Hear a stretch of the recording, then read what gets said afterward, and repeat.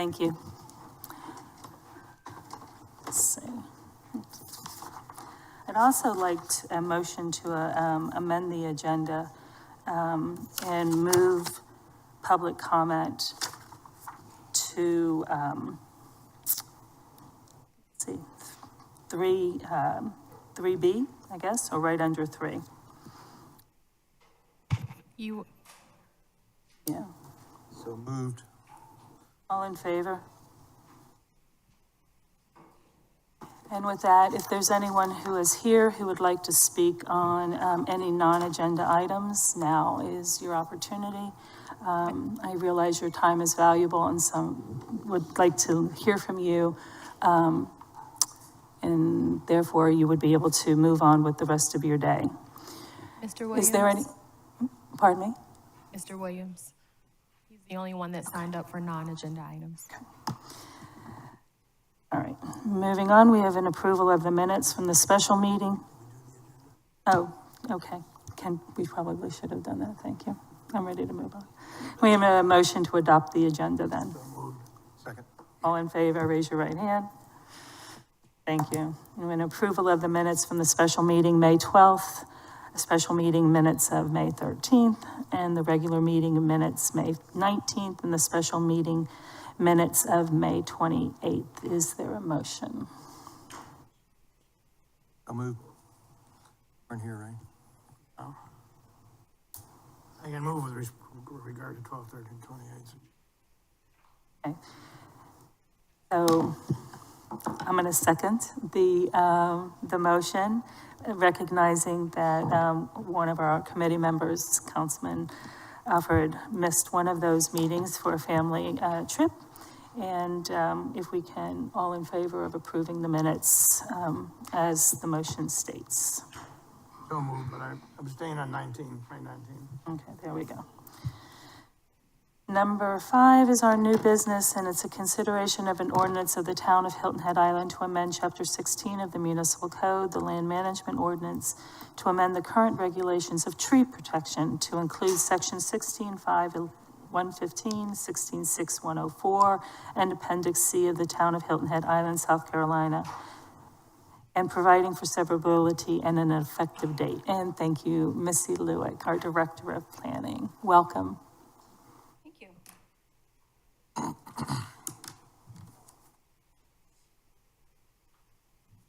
Okay, so the first amendment before you today is the tree amendment that is part of our priority amendments process in the LMO amendments plan.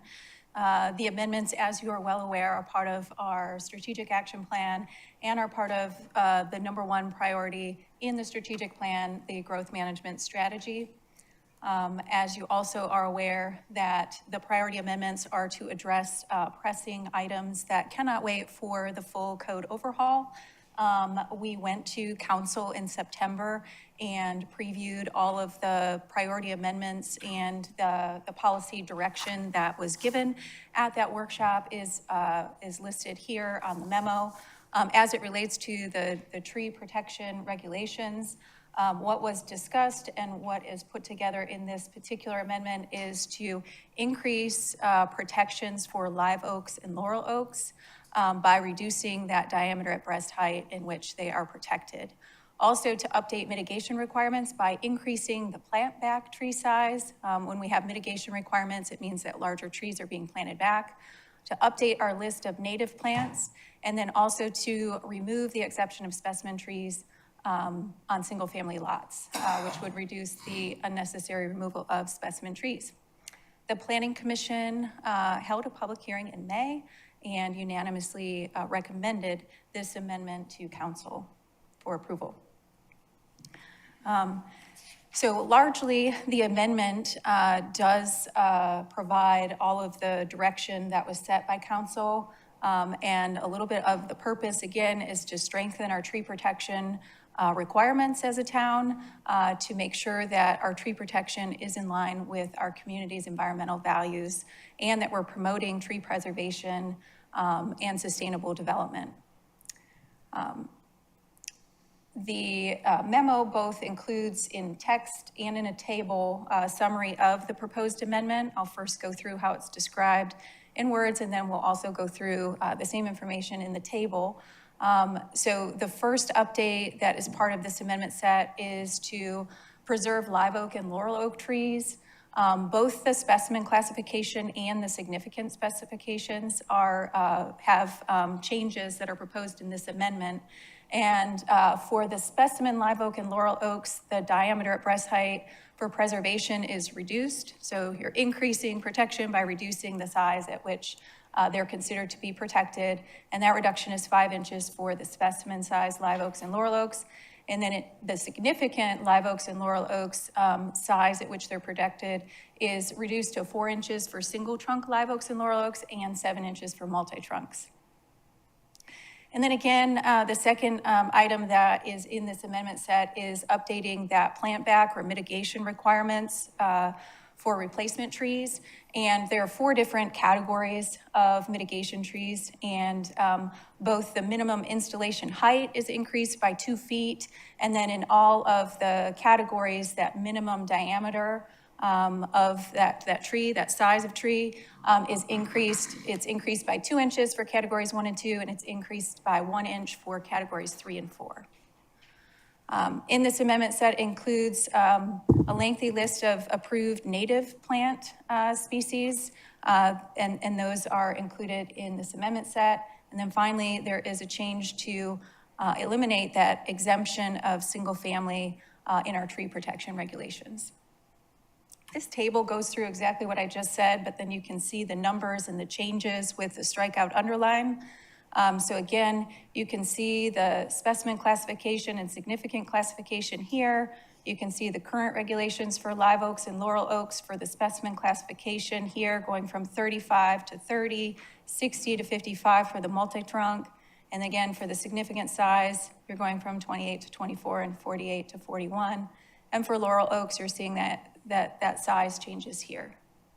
And then here you can see where the mitigation trees in those 4 classifications are changed, both with the minimum height increasing by 2 feet, and then the minimum diameter of the trunk size changing from 2 to 4 and 1 to 2. This is where you can see that strikeout of where the single family is being struck in the code. So that single family exemption is no longer included in the tree code. This amendment will not create any nonconformities in our code, and also the text amendment requirements reflect that there are some standards that have to be reviewed when considering a text amendment to the land management ordinance, and those criteria are listed here. Staff has reviewed those text amendment criteria and recommend that it does align with the text amendment criteria as it supports the comprehensive plan's goals regarding natural resource preservation and tree protection. It's required due to continuing concerns with tree cutting and the loss of specimen and significant trees. It addresses a demonstrated and vocalized community need to strengthen tree preservation, promote our ecological health, and maintain the aesthetic and environmental character of the area. It's consistent with the intent of the ordinance and the town's efforts to preserve tree cover and habitat, and results in a more attractive and sustainable development, ensuring logical and orderly development pattern, and minimizes the impact of development on the natural environment by protecting trees and strengthening mitigation for the removal of trees. And with that, are there any questions about the tree amendment? I have one. What's the life expectancy difference in a laurel and a live? A long-term life expectancy? Yeah, of a laurel oak versus a live oak. I do not know the answer to that. If anyone in the room knows, it would be something that our natural resource planner has a good indication. I think laurel oaks are short-lived, I think. But we're allowing them to put back laurel oaks in replacement? Yes. So for mitigation, yes, we have a whole list of mitigation trees, both trees and shrubs that are part of both the overstory and understory. Yeah. Yes. Oh, looks like we got an answer coming.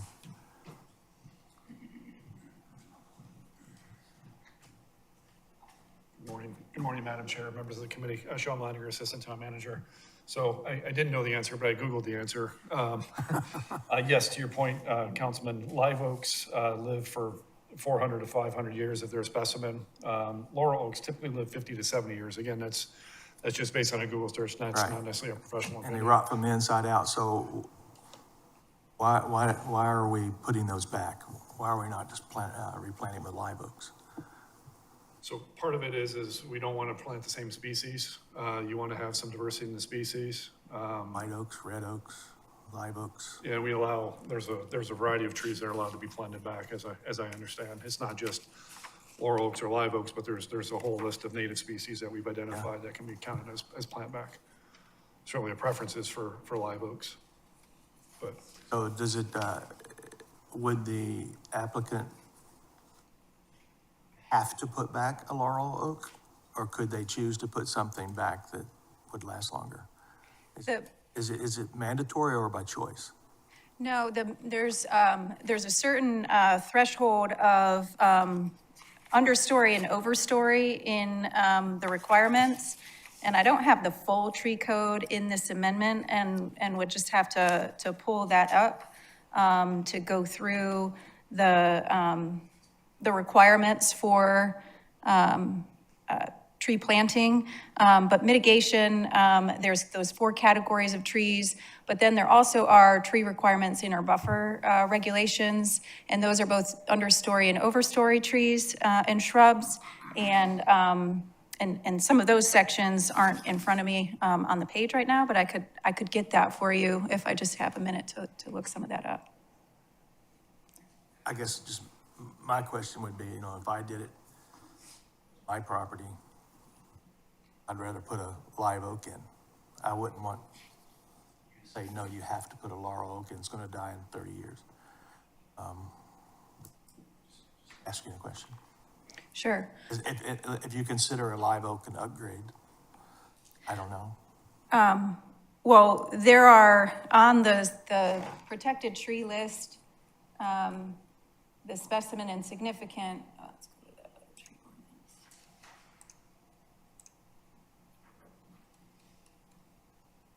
So here you can see, again, the changes were only for the live oaks and laurel oaks, but here are the specimen and significant trees that are listed in the existing code. We're only focusing on better protection or stronger protection of the live oaks and laurel oaks. But here are the 2 classification systems and the tree types that are protected when they're considered, of these sizes that are considered specimen and significant. And then the, do you have the other, oh, you're gonna pull up the whole. Yeah, I don't see where.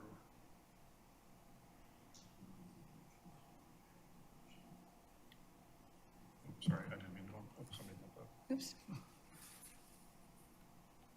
I'm just So looking for if the you best remove- possible outcome. So if you remove a live oak or you remove a laurel oak or any tree that's a specimen tree by our ordinance, there is not a requirement to replace it with that same specimen back. There is an equivalency, there's tables within the code that say, here's an equivalent to, and That's there's a fair enough. number of That's what I trees. was asking, really. Yeah. Why would I want No one's going to put on your development plan that you have to plant a specific plan, but you have a range of plants to choose from. That's correct. Correct.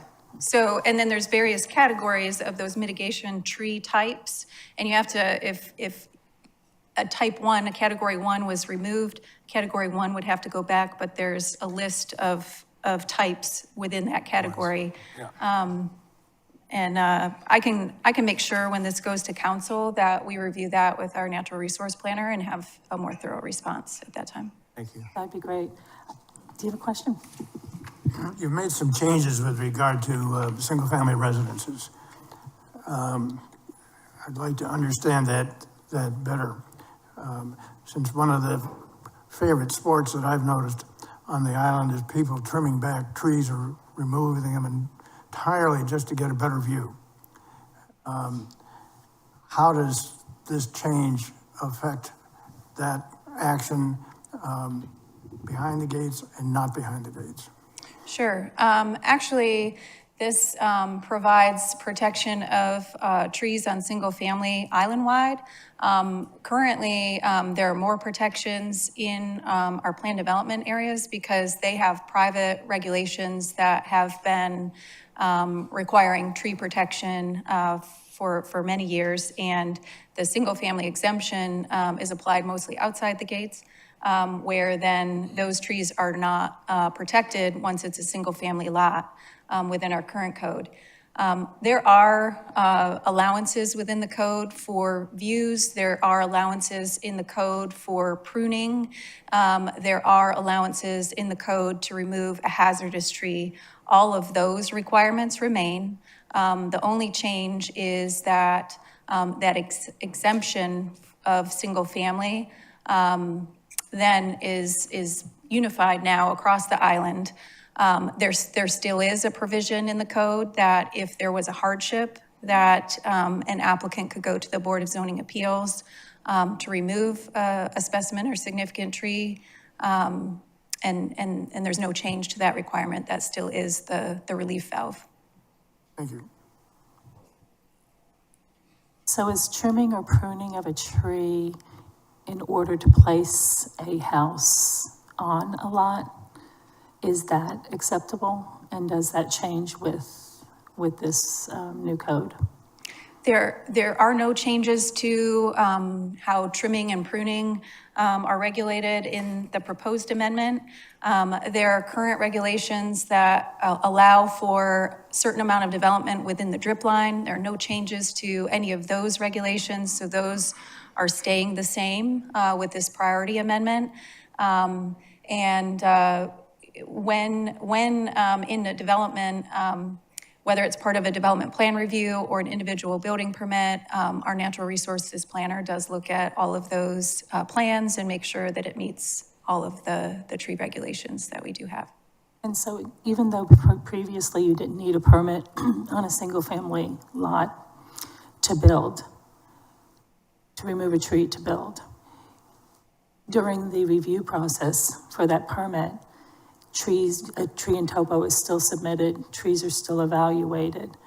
What changes with that now that we no longer exempt specimen trees from a single family lot? I'm just confused a little bit on that one. Okay, so if there was, say, a subdivision or there was a development plan turned in for a commercial, either new development or redevelopment, in that process, if there were trees that are impacted, they're reviewed as part of that development plan review, and that's noted in the tree regulations that that's how those are handled, and not with a separate natural resources permit for any trees that would be impacted, because you're reviewing them holistically with that development plan. So there's no change in that component of our review process.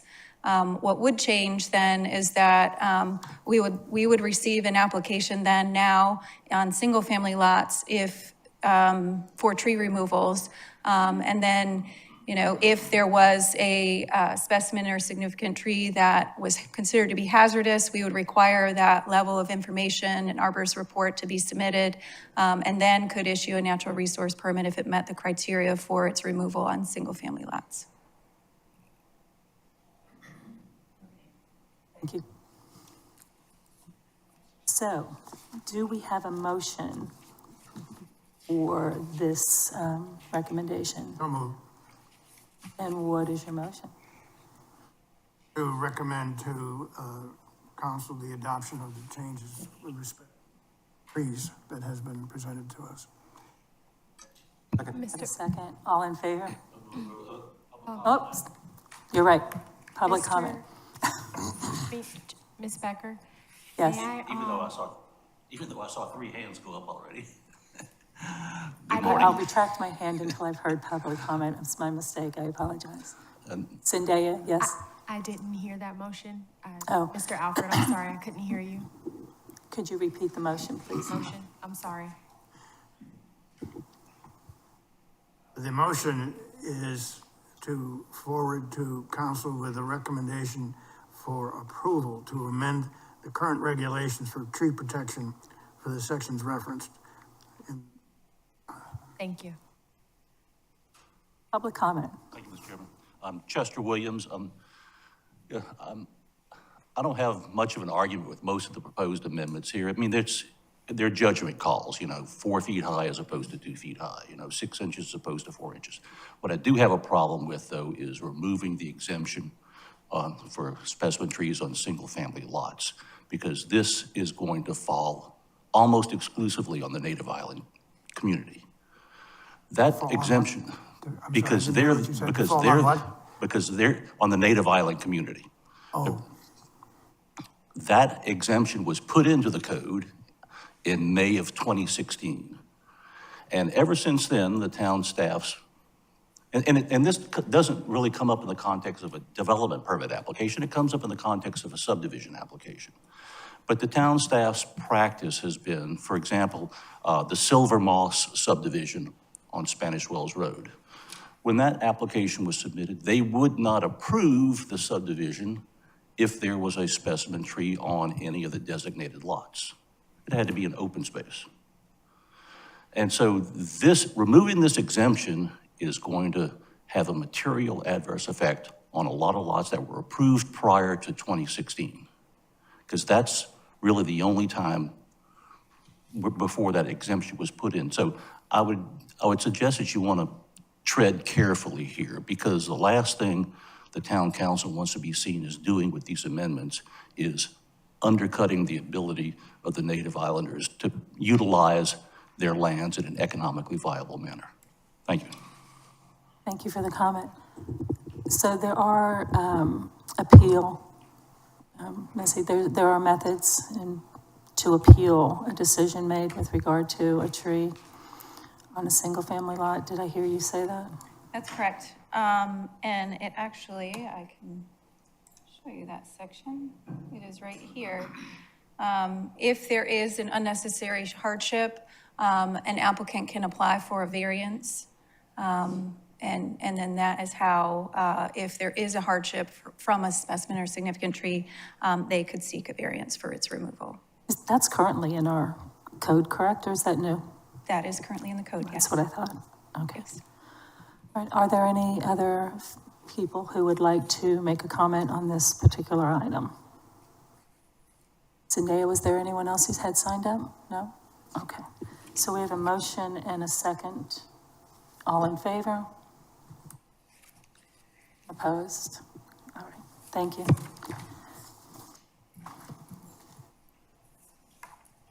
All right.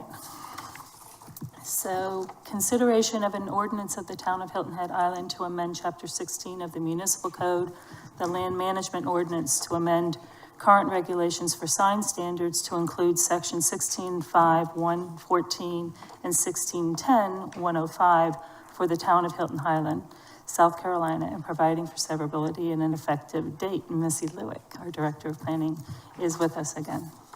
Thank you. All right, so this amendment is related to our sign code. Again, this is related to our growth management strategy as directed within the strategic action plan. We did review with council at that September 2024 workshop, the sign code regulation policy. One that our current sign standards are not content neutral as required by this Reed versus Town of Gilbert Supreme Court decision. And then that amending our sign code to be compliant with this decision would reduce our ability to regulate certain sign types. The purpose of this amendment in the priority amendment form is just to make our sign code content neutral, meeting the requirements of that Supreme Court decision from 2015.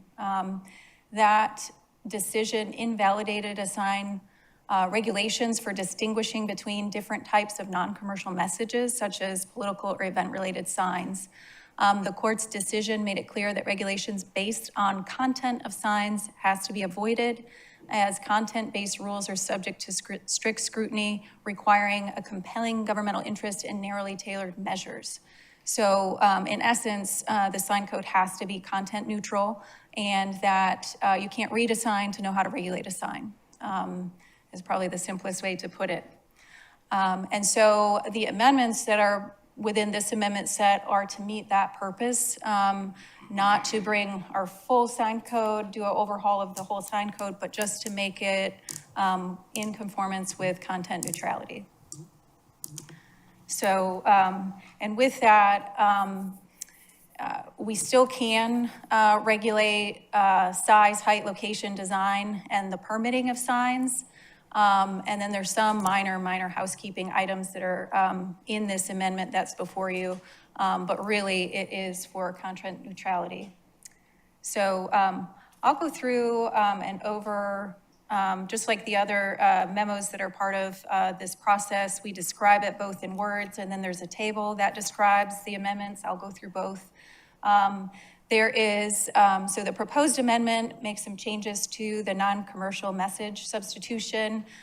There was existing language that was replaced. The purpose of that substitution clause is to assure that if a sign code allows a sign containing commercial copy, that it also allows non-commercial sign to the same extent. And that it applies to every possible dimension of the sign, including location, duration of posting, size, area, materials, or design requirements, and requirement of a permit.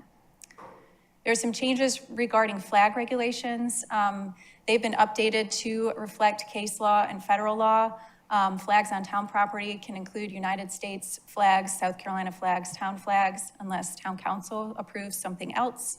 On private property, there's an allowance for 2 flags per parcel, but they cannot be in street easements or rights of way, on public land, or larger than 24 square feet, unless the design review board and town council approve a larger one. Perhaps on a telecommunications tower is the example. Just note that these rules that apply to flags must still follow all state and federal laws about the US or South Carolina flags. There are changes to interior site signs. The current ordinance includes several sign types that are found internal to sites and in parking lots, like menu boards, parking signs, shopping cart return signs, etc. These signs are now grouped together as interior site signs, and they're proposed to be exempt from permitting and subject to requirements that are listed in the amendment.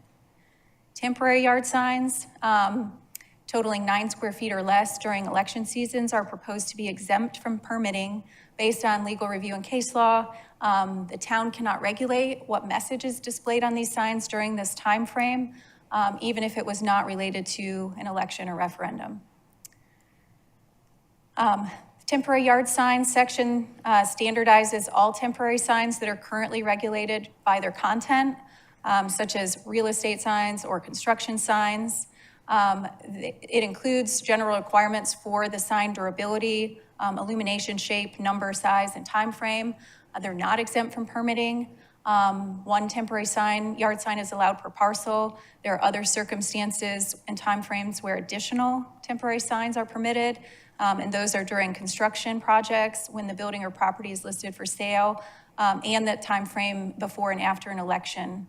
And then concerning the temporary yard signs, 90 days before to 7 days after an election or referendum, a permit is only required if the total size of the sign exceeds 9 square feet. Otherwise, they're exempt from permitting if they meet the requirements within the sign code. Driveway access point signs, they're similar to interior site signs, and they're oriented more towards traffic control at driveway intersections, and they do require a permit. And signs at driveway entrances for non-residential are allowed, but must be no larger than 4 square feet and no taller than 3 feet tall, and 2 signs allowed per access point. Interior site signs that fall within the setback areas are required to have a permit. Otherwise, the rules, 4 square feet in height, 3 feet, applies to these signs. We anticipate that there would be further amendments to the sign code during full code overhaul. The table also describes what was listed in writing.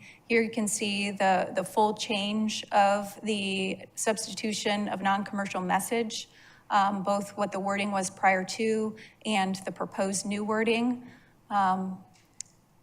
In addition, you can see the changes as flags are concerned here in the code. Flags in the current code are considered to be signs. Flags, as, you know, they are still considered signs in the new code, but we cannot read them to regulate them, which is what necessitated the changes as drafted here. And you can see the verbiage in the new code that's listed in the table. Again, no more than 2 flags are allowed per parcel, cannot be in easements or right-of-ways, not on public property. The flag size shall not exceed 24 square feet unless there are other approvals granted. And in no way are these regulations supposed to be in conflict with any US or other laws, federal laws related to flags. Again, we described the interior site signs, which used to be referred to as incidental signs, and you can see the new language here. The current ordinance, as I mentioned, had several sign types, such as menu boards, parking signs, shopping cart returns. Again, to regulate those, you would have to read the sign, so they're all under interior site signs now, and there are requirements that they are located, if they're at the end of a parking space and within 5 feet of a parking space, they're limited to 1.5 square feet, no more than 3 per parcel. And then there is a new definition that's proposed for interior site sign that's listed here. It's a permanent and internally oriented sign on a non-residential parcel that's not readily visible and legible beyond the boundaries of the parcel on which it's located and intended for viewing from the interior of the subject parcel. Now we get into the temporary yard signs. And there's both kind of 2 groups of temporary yard signs. And again, we walk through it at a higher level, but when you go through the code changes here, I'll just walk through again. The proposed language allows up to 9 square feet of temporary signs 90 days prior to an election and up to 7 days after, with some requirements that there is no limit of the quantity of signs on a parcel as long as it doesn't exceed 9 square feet of sign. And there's some material requirements that it can be made from lightweight materials like corrugated plastic, cardboard, wood, similar materials. It can be affixed to the ground with metal wire stakes, wood stakes, or plastic stakes. Again, they can't be placed in easements or rights of way and not on public property without permission. And then the standards for the signs. Their temporary yard signs have, again, those same requirements. These are temporary yard signs that these ones regulate are in place of a permanent sign when you're putting in a temporary sign, when you're waiting for your permanent sign. These do have to be medium density overlay panel, MDO, or a material that's of equal durability. One yard sign is allowed per parcel. They can't be illuminated. They have to be square or rectangular in shape, not on a right of way or an easement, and cannot exceed 3 square feet, and have to be removed within 90 days of its permit unless approved. So temporary signs are a 90-day approval.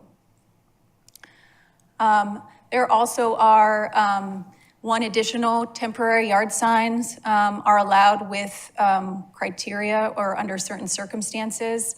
And an additional yard sign can't exceed 20 square feet or 6 feet in height from the existing grade.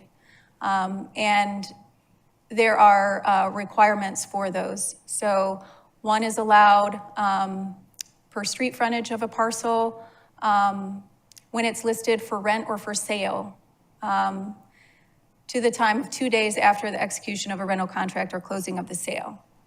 And they cannot exceed 4 square feet in size. And on parcels with non-residential uses, the additional temporary sign shall not exceed 20 square feet in size.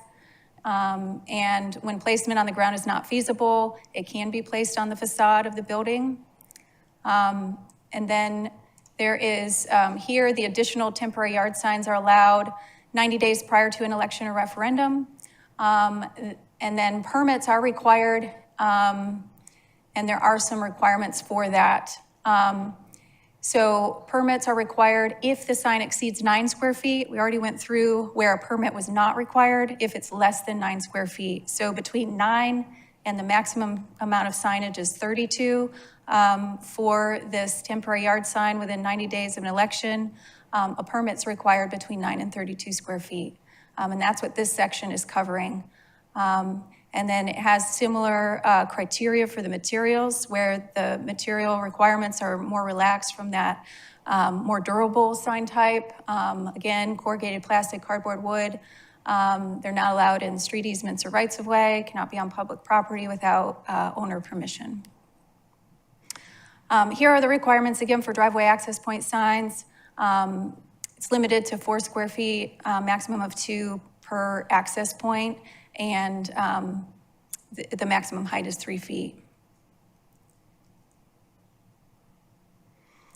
There are interior site signs within setback areas that are not exempt from permitting. Otherwise, the same height requirements are the same for interior site signs. The approval of this text amendment will not create nonconformities. There are several sign types that were grouped into the interior site sign classification, but the same dimensional requirements apply. Additionally, temporary yard signs cannot benefit from any nonconforming rights.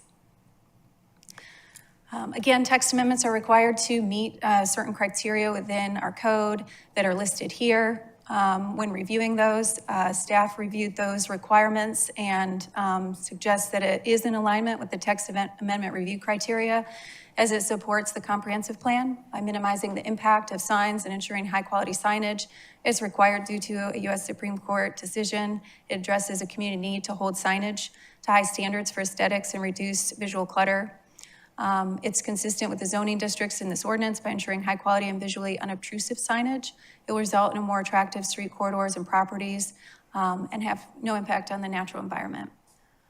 Are there any questions about the sign code? And I'll just add too that I understand there may be some questions about these changes overall and the impact in comparison to what our sign code currently allows us to regulate and the impact of READ not being able to read a sign to regulate.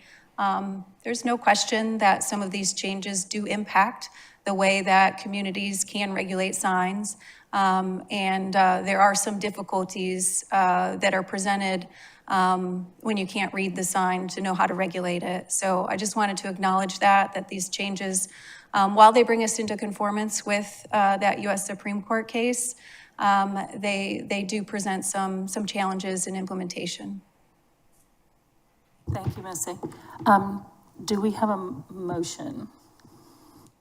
Well, first, on the light side, Okay, but do we need a motion?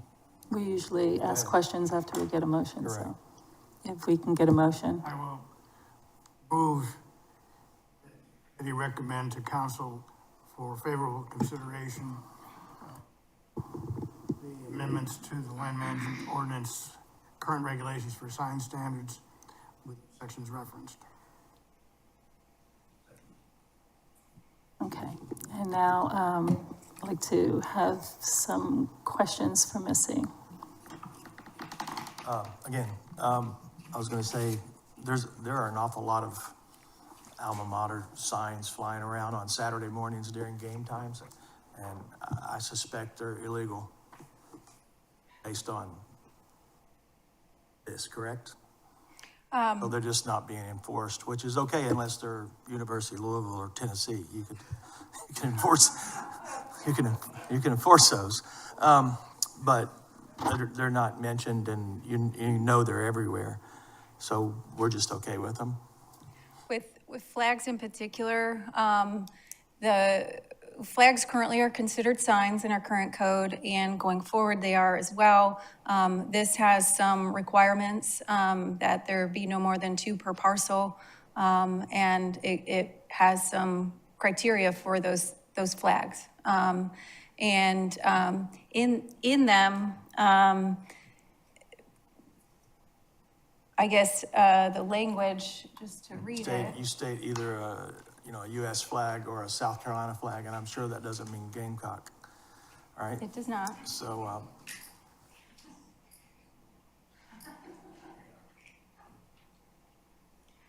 Those are the flags that are on public property, have to be a US or state of South Carolina or town flag. Flags generally is what all other flags would be regulated on non-public property. It's no more than 2 flags. It has size regulations, but it does not designate what those flags, what is on those flags.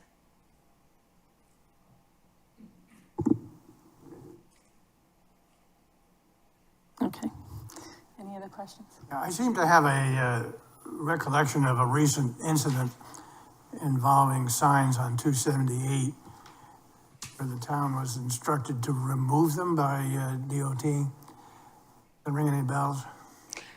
So signs currently, whether it's a temporary sign, cannot be in a right-of-way without permission of whoever owns that corridor or on public property without permission. I can't speak to that particular incident, but it may be that. So regarding that particular incident, so these were signs related to the different neighborhoods, Long Cove, Hilton Head Plantation. They had the green signs along the roadway.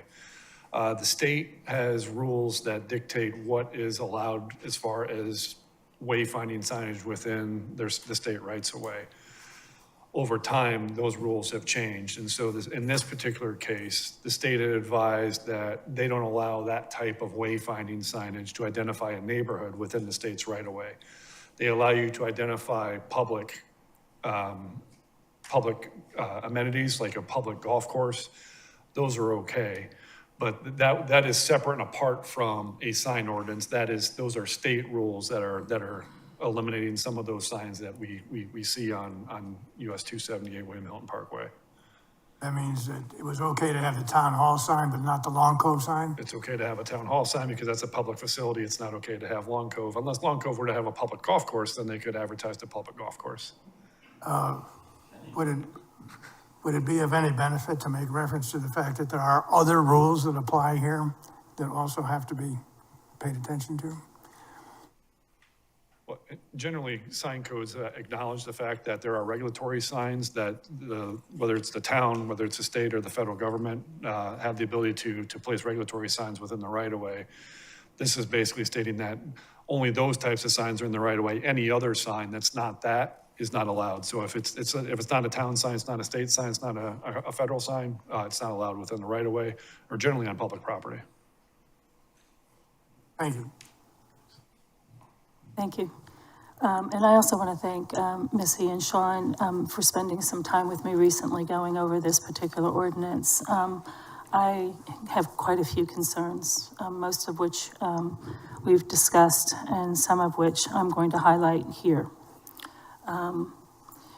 For instance, the last whereas of the ordinance itself on page 2 says, whereas the town council finds the best interest of the town and the health, safety, and welfare of the citizens, property owners, residents, and visitors shall be furthered by these amendments to the town sign ordinance.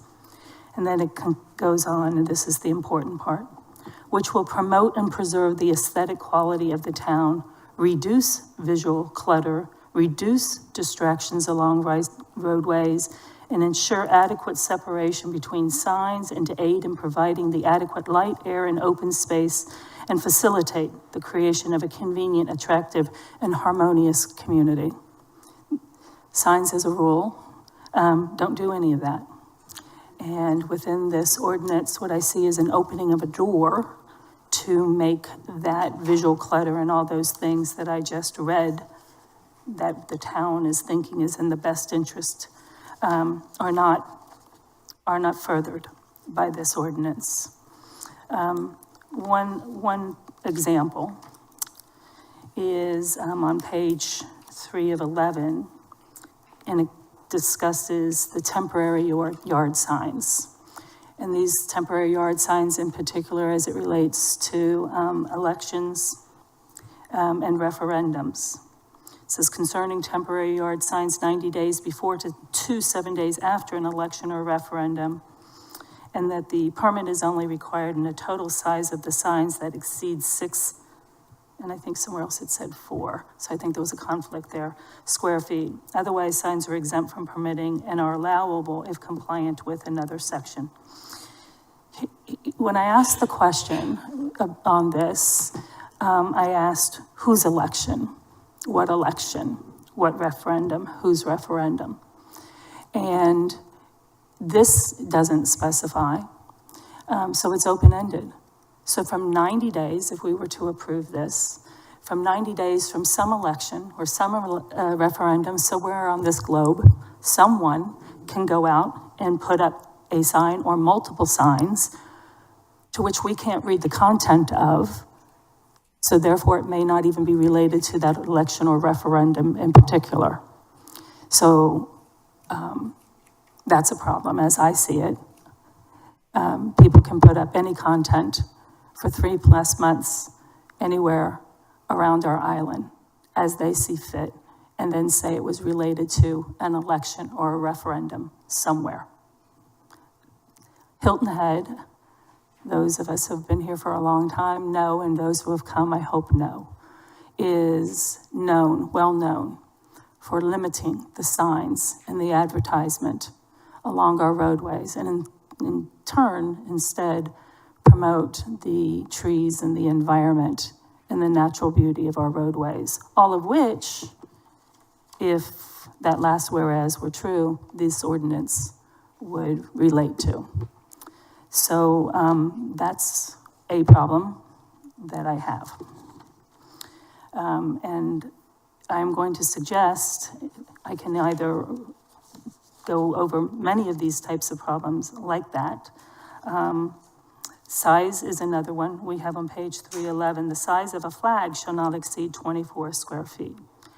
24 square feet, you can envision it being in any size or any shape, including a 2 by 12, 2 feet wide by 12 foot high flag. That's inconsistent with island character, and that's inconsistent with what I believe Hilton Head has always valued. And so therefore, that one too should not be in our signs and flag regulations. There are other places where when we talk about initially a size of a sign can be limited to say 3 by 3, but then further down when it speaks to multiple flags in the same area, that not flags but signs, perhaps flags too, but I'm thinking specifically of signs, that it does relate to signs plural. So being able to be, I believe, 32 square feet. So does that mean if there were however many signs there need to be, that total of that signs can't exceed 32 feet? And who's out regulating all of this and then enforcing it? It sounds like a nightmare to me, to our code enforcers. And the nuances between a variety of these stipulations on size and when and all of these other characteristics, I believe are overly burdensome. So I'm going to recommend that we change our motion. I'm going to ask for support to send this back or to table it. In tabling it, what I would like to see is for staff to look at some of these issues that I've identified, and I believe there are others that need to be listed and reworked. Driveway access points is in front of me on the screen, so I'll add that one as we discuss driveway access points, that you can have 2 signs per access point. How does that set up, actually? If you have an in and an out, 2 separate access points, does that mean you're going to have 2 signs to direct people in and then 2 signs to direct people out? And is that consistent with what I read in terms of what Hilton Head it seeks to be the best interest of the town?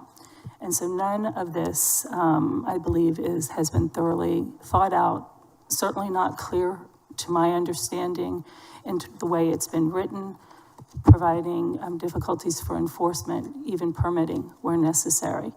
And so I'm not sure the proper procedure, Curtis, but I would like to amend our motion And I'll do it at the proper time. I realize we haven't heard public comment, but, okay, Steve, I'm Yeah, sorry, let I'm me gonna let ask you jump this. in. Can't some of this be easily cleared up with illustration? And picking a size that's 32 square feet or 24 square feet and do an illustration, it can either only be this or this equaling 24 square feet. It can either be this or this, and make it much easier to keep people from messing with our system. Yes, there could be additional illustrations. I think the example of a 2x12 flag, and to have dimensions that show what's acceptable. You know, flags, the shape of the flag, I mean, a 2x12 is still a rectangle, but you can regulate size requirements, shapes, dimensional components. Again, those are the things that we can still regulate to still remain READ compliant. So I think there could be, if this does get sent back to staff, that there could be some additional diagrams that are added. I think it'd be a To great clarify. idea, and double signs could be, 2 signs could be one on each side of one sign, kind of thing for an entrance. I mean, a lot of things to look at, like she said, but, a picture's worth a lot, and you diagram down and they know that's the box they have to fill. Yeah. So I appreciate that as a suggestion. And so that would be one thing to add to how staff could reevaluate this and then bring it back if there's agreement with this committee to do that. I do still have the larger concern with regard to the temporary signs and that 90-day plus window. And even if it were a shorter window, the same problem still exists since we can't read the sign. And that's the bigger concern. We can't read the sign, and it says, I'm going to repeat myself, and I hate doing that, so I'm not going to. I think it's on the record. So Curtis, back to my question to you. How can I get through this? First, we've had this conversation once before about what the committees are to do when they evaluate a matter that goes to council. Yes. And that is, the committee is to forward to council with a recommendation for approval, denial, or no recommendation, because the policy decision, which is what you're talking about here, is one that gets made by the full council, not by a minority of council. So appreciating first that. point, and So in response to the last can we time, take you'll recall, well, wait a minute, can I I just want to finish? take one point at a time. Okay, So- well, let me finish what I'm saying.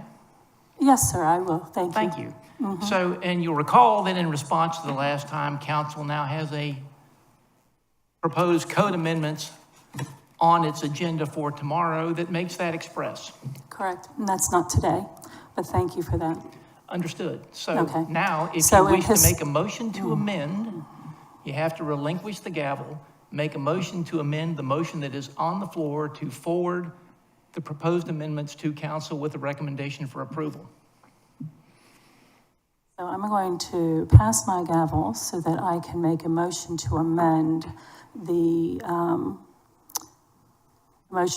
motion on the floor to send this back to staff for revisions, and for it to then come back to the committee to further vet this particular item.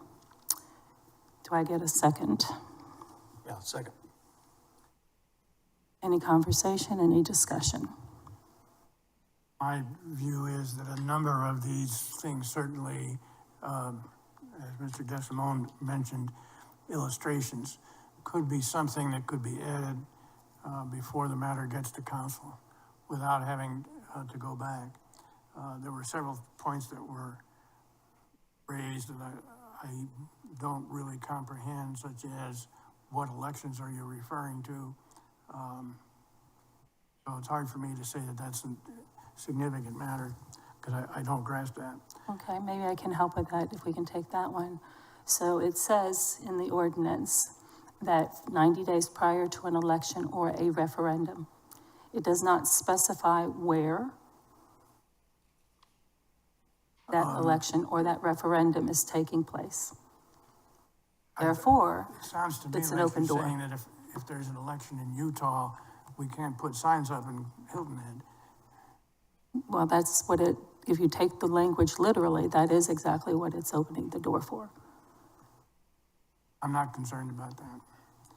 Well, I would be if that is not a literal statement in the text of this, because someone then could do that.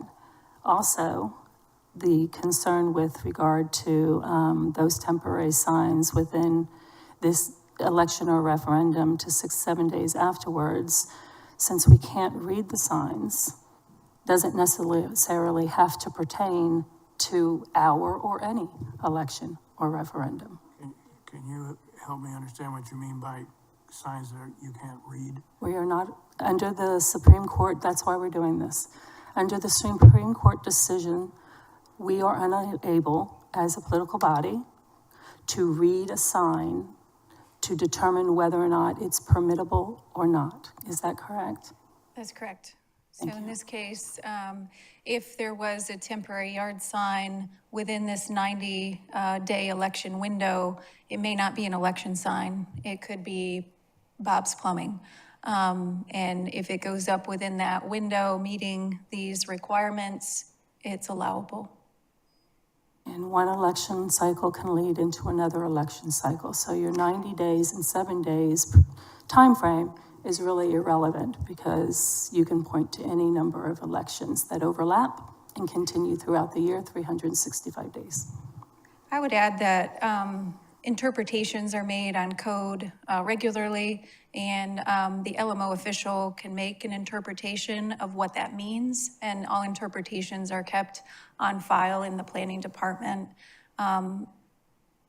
If I were to read that language, I would interpret that to be an election or referendum that impacts our electorate on Hilton Head. So a Beaufort County initiative, state initiative, federal initiative, local initiative, that our residents would be voting on a ballot. That And is, someone can take that official decision as well thought out as it might be.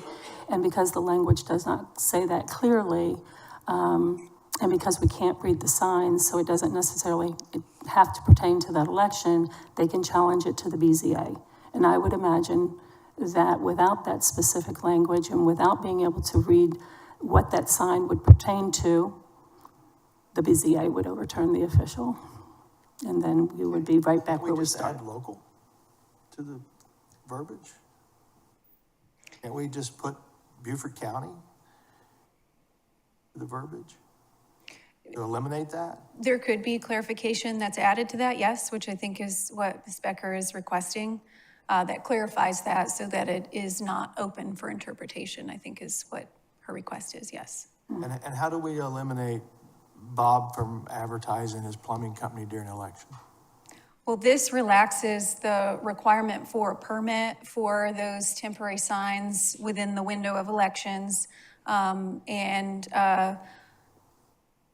Right now, there's no permit required if for 9 square feet or less of that signage. You could, well, there's no way to eliminate, if you're going to allow relief of the sign code within that window and cannot read the sign to regulate it, yes, Bob's Plumbing could put up a sign. If there was a desire to change the way it was drafted to, say, require all temporary signs require a permit, it's less likely that you would have additional signs. But yes, there are difficulties that we're talking about now that are a result of the Reed case. And And if you were to approve a permit for a sign, you can't read the sign first to evaluate it for permitting. You can only read it, you can only make that decision based on size and materials, correct, correct? yes. That's And- my And point. location, and yes, And if we're truly going to stick to what Hilton Head has traditionally done and has been the character and the values of the community and what our own whereas on page 2 of this ordinance states, this needs, in my humble opinion, needs to be removed. I'm willing to ask that it be sent back and be thought through for further detail. But it could be as simple as Bob's Plumbing, or it could be something far more nefarious. And it opens up the door. And I'm just pointing that out, and I'm hoping that the majority of this council, not only this committee, sees and understands that. If it's not written, we have plenty of history going through the town with official decisions, et cetera, where because of the language within the ordinances that were, and the lists that were approved, the official was overturned because the window was open for that person who was appealing to get what they wanted, which was outside of the intent of what we meant. So the language and the wording is very, very important, that we're specific and we've thought through the consequences of what we're doing. And so we have a motion on the table, and I have a second. I'm gonna call the question and, oh, I'm sorry. Yes, we do need public comment. Mr. Williams. Yes, yes, sir. And for me, it's fine, even if you haven't signed up, if you'd like to comment on this topic. I would, Madam Chairman, thank you. Thank you Again, so Chester much. Williams. And I'd point out that free speech can be a thorny issue, and the Supreme Court has recognized that. But I would suggest also that the better procedure y'all should take, rather than sending it back to the staff, is suggest amendments here. Elections and referendum in which citizens of the town of Hilton Head Island are entitled to vote. That narrows it down. But if you're going to allow political signs during that period, how then do you go about prohibiting non-political temporary yard signs? And I would posit to you that it can't be done legally, because that's a content-based regulation. I would also, and I've harped on this before and I'm gonna harp on it again, if you look under prohibited signs, section I, or number 14, signs that are not located on the parcel of the business or development it identifies, except signs that are specifically allowed under this section are exempt.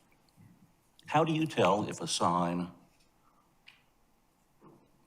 is located on the parcel of the business or development it identifies without reading the sign, without judging the content of it?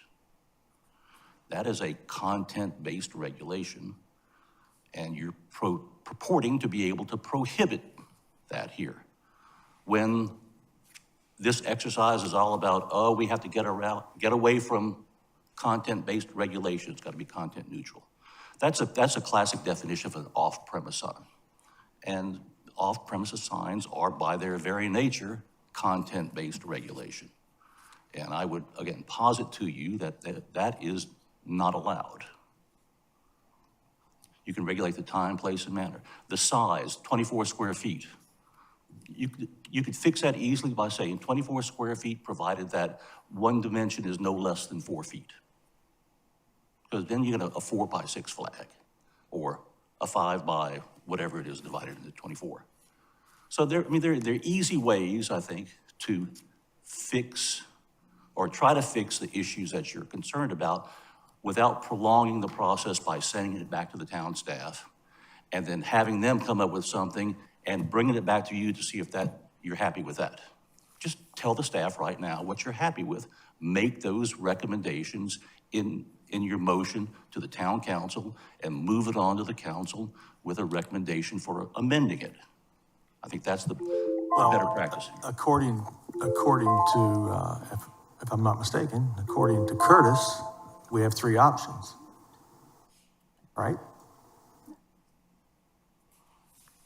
You do.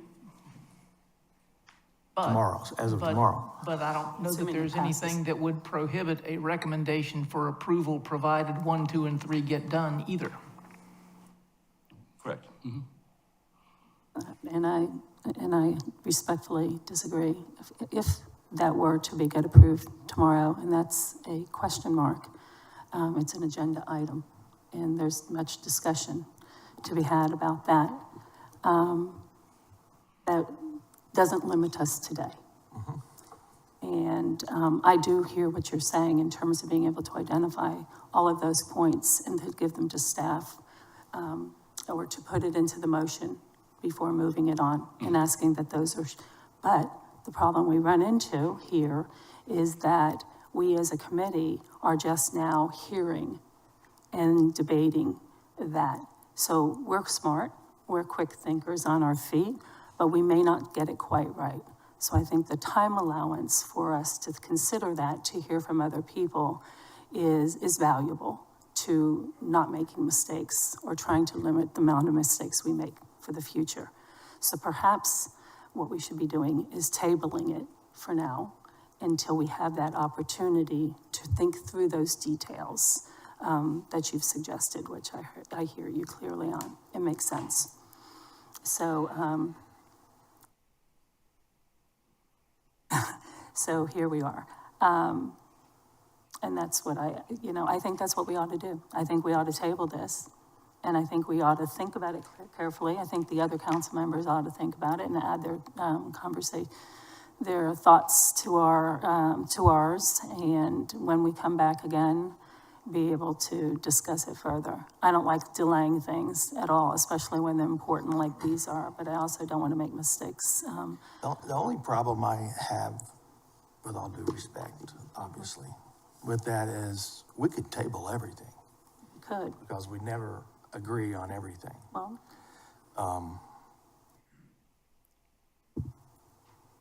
well, you want to, so I have another question. But, Go ahead. yeah, Go but ahead. we could also move it forward with your concerns. And then I know when it gets to council, it's going to get amended again. Because that just seems how this council works. That's the position that essentially I am in favor of, as mentioned before, and as Mr. Williams indicated as well. Move it forward with, say, address these A, B, and C items. I have a question, or Sean, I see that you're trying to, thank you, Chet, I appreciate your thoughtful comments. Are banners considered signs or flags? And are banners considered flags, signs, or something else? How do they fit in? Banners are, and correct me if I'm wrong, banners are explicitly prohibited by our code. They are not considered they have a separate definition, are not considered a flag. So here we have a situation, I think I may have mentioned it earlier, somewhere in my travels this weekend, and I didn't go far. We had a very dear friend who is in the ICU, so it was from the house to the hospital, and so it's somewhere in that little triangle of travel. There's a banner, substantially sized banner outside of a business that was hanging, God bless you, all weekend. I drive up and down and around the island for a couple of years now, and I see signs and banners and flags that are out of compliance. I see increasing numbers of little yard signs that say parking here, this, that, the other thing there, opening, grand opening. None of those are acceptable within our code. They're just not. And so if code enforcement had nothing to do but run around after signs all day, and they don't, they've got lots of things to do, and frankly, in my opinion, not enough people to do them all. We would not see any of those things because they would be pulled down. And now we're seeing this, which opens the door further. I think that, as I've said, I hate to beat a dead horse, but Hilton Head has values and characteristics that have been incorporated, or at least part of the expectation from the beginning. And signs, limitation on signs is one of them. It goes against what's probably, in one respect or another, not good for me or any one of us who are elected officials, but I don't think we should have election signs, period. They are never put in a place where they do any of us any value anyway. And then secondly to that, these regulations are only for outside of the gates. inside of the gates, you don't have to worry about these things. So if you don't read the ordinance and it doesn't say that it has clear language in it, it's not going to impact you. But two things, our residential neighbors across this island outside of the gates are impacted. And then the second part to that is the value of the land for this entire island as a whole impacts each and every one of us, inside and outside the gates. And if we start degrading the value of that land by beginning to impact the visual clutter and all of those things that I read before in a negative way, then we've devalued the property and the town itself.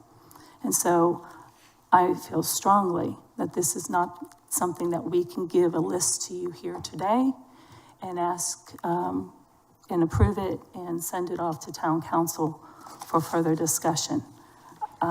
I feel strongly that this is something that needs to be sent back and continued to be reviewed, simplified, and protect our island while we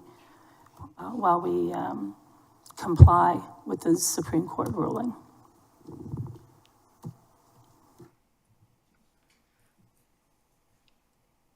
And so if we're all done talking, we have a motion and a second on the table, and I'm going to call the question. No. Oh, I'm sorry. It's back. Public comment. Yes, ma'am, I know. I feel like it's just going on and on and on. Public comment, please. Did you have something you needed to add? After we get through public comment, I Okay. just want to make sure that when we walk away from the podium today, that we have the clarity we need, whether it's something moving on to town council or whether it's something we're going to go back and look at. I want to make sure we have the clarity, so I have some notes I just want to run through. Welcome. Thank you. Katie Henderson, Hilton Head Plantation. I'm going to read this to you because I want it all in there and I'll forget it. So here we go. Sorry. No problem. Having worked on a local campaign this past fall, I encountered an entirely new level of election sign-related chaos, unlike anything I've experienced in more than decades of campaigning. With 12 to 15 campaigns under my belt in another state, I'm no stranger to the ups and downs of local elections. But what we faced here was different. Both candidates had lived on the island for over 40 years, and naturally they shared many personal and professional relationships across the community. That's why the situation with campaign signage was so surprising and deeply concerning. Sorry, you guys. Repeatedly, we placed the signs only after obtaining clear permission from property owners, both residential and commercial. Yet within a day or two, those signs were removed and replaced by signs for the opposing candidate. When we followed up, the explanations were received varied widely. Some said that they had changed their minds, others cited pressure, but a common thread emerged. People were being bullied. In residential cases, landlords reportedly threatened tenants with the loss of their leases. If they allowed our signs, commercially, business owners shared that they were bombarded with residents that said they would no longer shop there if opposing signs remained up. The pressure tactics, intimidation, and fear all related to something as simple as a campaign sign. These are unlike anything I have ever witnessed before. On a little tiny island, I was shocked. At the heart of democracy is fairness, the freedom to choose, to express, and to engage in civil discourse. If signs are allowed, they should be allowed for everyone. And if they are not, then the rules should apply equally to everyone. That's the only way to remove the burden from residents and business owners and to restore a sense of integrity and fairness to our local elections. And as a side note, I sent an email to the mayor and to the town manager to no avail, also to the solicitor. And I thought, at least here, maybe we could have a conversation about that. Thanks. Thank you. Is there anyone else who'd like to speak on this topic? Yes. I didn't sign up. I'll sign your little, your print bio. My name is Linda Harrington Indigo. This doesn't impact me, other than driving down Marshland Road and seeing one after another of these signs. To me, it's visual pollution. It's that simple. The thing I have the biggest problem with, out of all of these LMO changes, you're all coming up with new codes.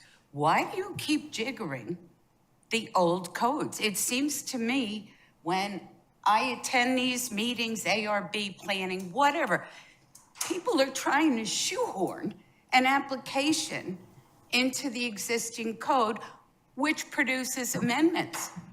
I don't know how anybody could read that code anymore, frankly. It's so convoluted and disjointed. And the best possible zoning and planning tool that this town had was the FAR. What happened to the floor area ratio? Where did it go? I don't, as a citizen, I have no clue what happened to this, but I know that you clearly threw away a very useful tool. I used it many times. It worked.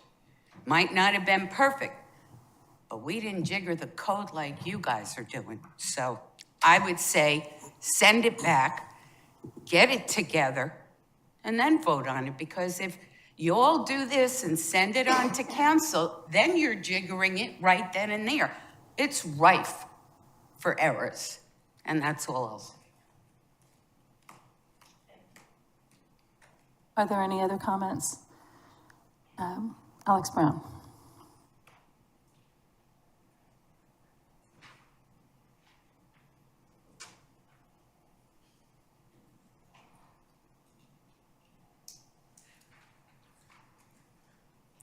Thank you for the opportunity, Madam Chair. I simply want to ask that staff respond how this particular amendment will or will not address the recommendation coming out of the Gullah Geechee Task Force as far as temporary signage is concerned. For newer members of council, I just want to use this small example of how this arose. You can currently provide a temporary sign on your property if you want to sell it. A real estate agent can do so. Many years ago, a Gullah property owner was addressed about having a sign out when they wanted to sell collard greens during growing season. There was a recommendation coming out of the task force that there be consideration within the Gullah neighborhoods that such signage be allowed as people want to offer their goods. I use collard greens as the example, but there are others. So I just ask that staff respond to this as we are talking about signage, and if it is not in this realm, then as we go forward with amendments and the overhaul, how will it be addressed? Thank you. Are there any other comments? Just want to recognize that we also have Councilwoman Melinda Tunner in the gallery here with Chambers here today with us too. Good morning. Good morning. One point of clarification and then a comment. So being new to these processes, I'm always wanting to understand how this affects the PUDs. So if PUDs have more restrictive rules, that's okay? Or do they have to be a minimum of what this is? I'm just trying to understand. Typically, the most restrictive rule prevails, but I'll let staff address that question. Yes, no problem. I'm always wanting to understand as we make these LMO changes, what is the impact to PUDs? So PUDs typically have more restrictive rules, not always. So is it okay if they have more restrictive rules? Or do they need to meet the minimum of the rules? I'm just trying to understand how it impacts those areas. So that's a question, and then I have a comment after that.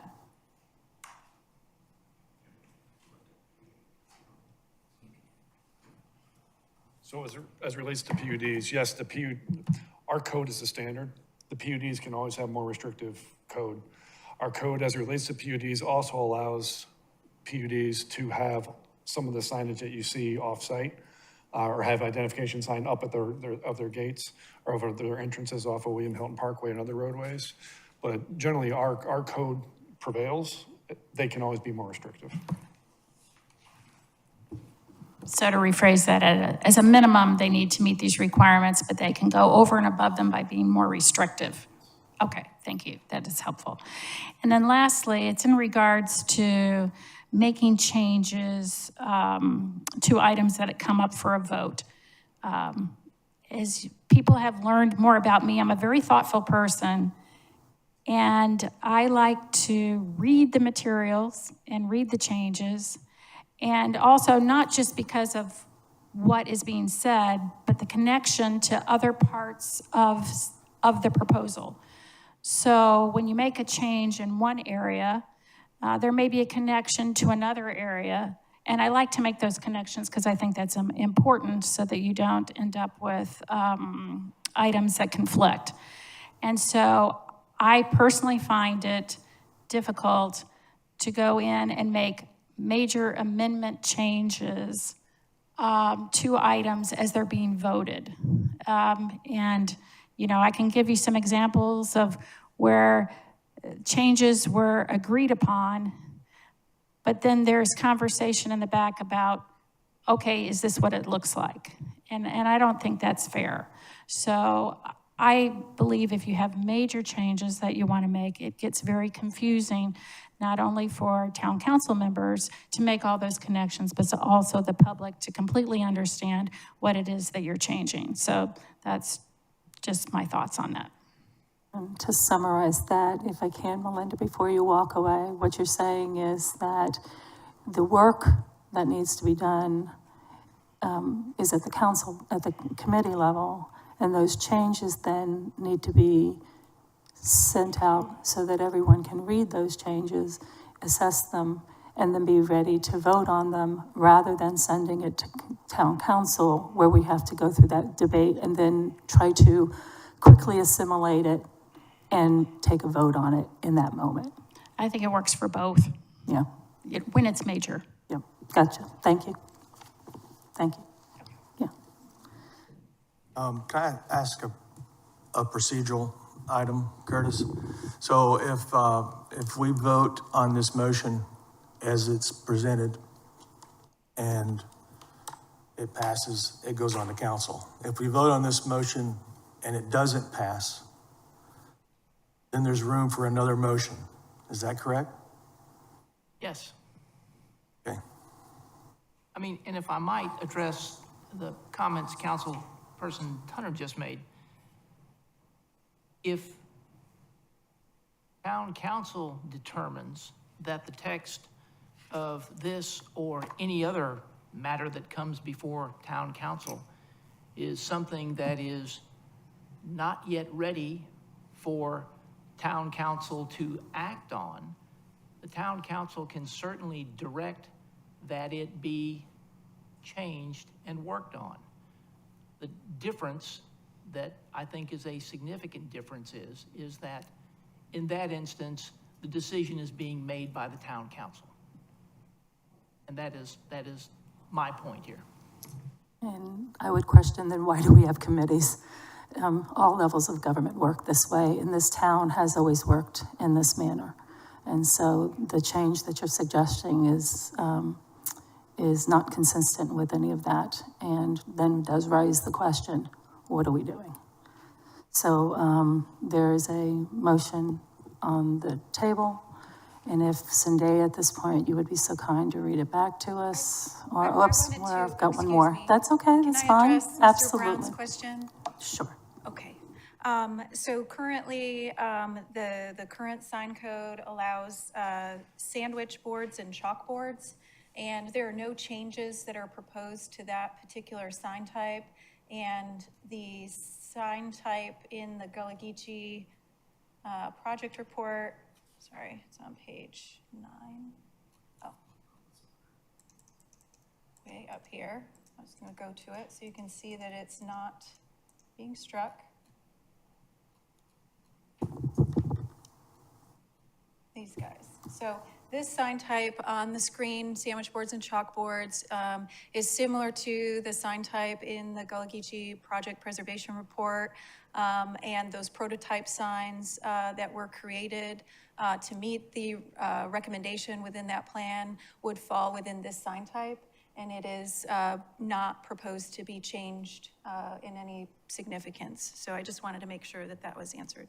Thank you. Thank you for that. And then as you were flipping through, and I know I mentioned it to you and to Sean previously in our conversation, but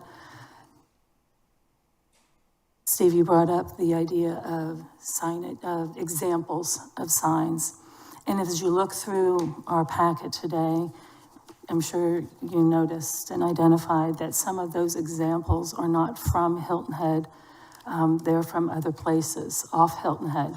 And I think that anything that's within our code and within our ordinances that identify what it is that we expect here and what is allowed here on Hilton Head should be photos or such located on Hilton Head and not elsewhere. So on the list of things, that's one of them. That's another one of them. So did you have a comment, Sean? Can you review? Sure, you want to do that? Sure. That'd be fantastic. I just want to make sure we're on the same page. Sure. Because regardless of what happens with this motion or a future motion. And I just want to say, as you're reading that there are other comments that people, I'm sure, once they've begun to think about this, that should be added to this list for consideration, future consideration. Yeah, and I have a question on one of those items, so I'll need a little bit more direction. First of all, what we've heard, and a lot of the conversation was centered around temporary signs, driveway signs. So what some of my notes, and certainly staff can chime in, that's over on the side table with anything I missed, but no definition of elections. We need to figure out, we need to explore a definition of what election is to help impact or help affect the temporary sign ordinance as it relates to elections. There's no dimensions provided in the code, particularly as it relates to temporary signs and flags. So let's be deliberate and pick a dimension. Let's pick a size, whether it's 32 square feet or 9 square feet or 3 square feet, pick a size is what we heard. But then also for some of those items, let's pick a dimension. So we can't, in the example, I think specifically was a flag, we allow 24 square feet. There are 6x4 flags, but there's also probably 12x2 flags. Let's be deliberate and explain what we mean when we say that dimension. Look at the provision for driveway signs, whether or not that should be 2 signs or something less, or what a driveway sign is and is not. And I think that comment kind of ran through the balance of the code. Let's be very intentional when we go back through the code to understand what the impacts are, where there may be some changes that are unintended consequences. I mentioned pick a size, add some diagrams and renderings to help with the explanation of what we want and don't want, what we like and don't like, which you can see some examples in the code already. With those examples, there are some examples that are not from Hilton Head. We will replace those with Hilton Head examples. In public comment, we heard about prohibited signs being where they're not off. How do we regulate off-site signs? Because we have to read the sign to determine if it's off-site, so we need to think through that. May not necessarily result in a change, but make sure that we are on the same page with legal counsel about the effectiveness of that provision.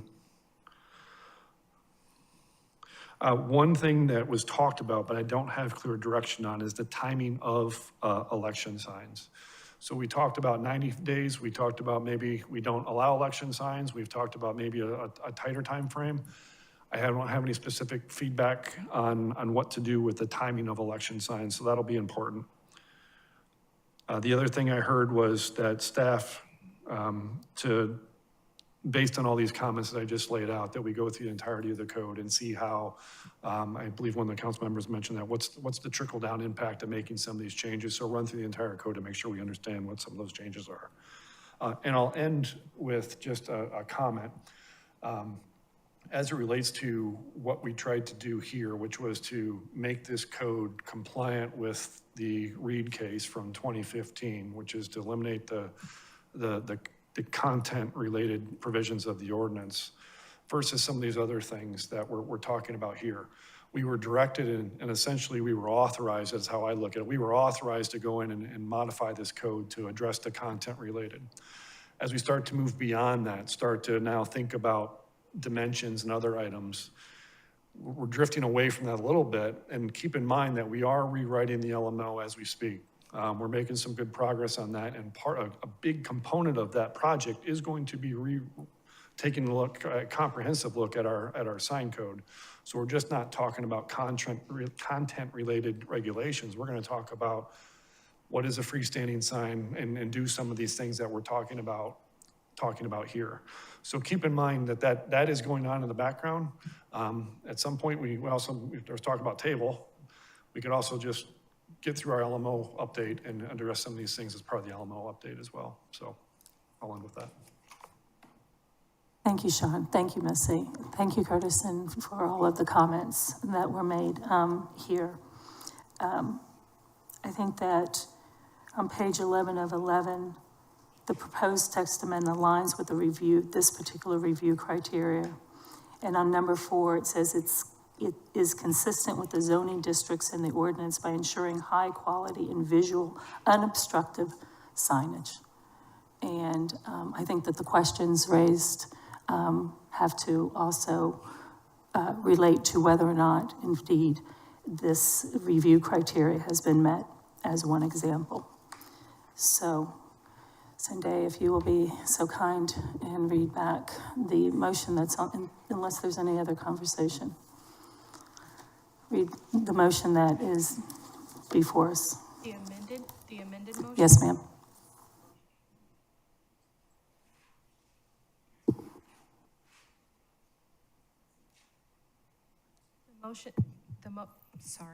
The motion to amend was to send back to staff for revisions and back to CSPSC for review and consideration.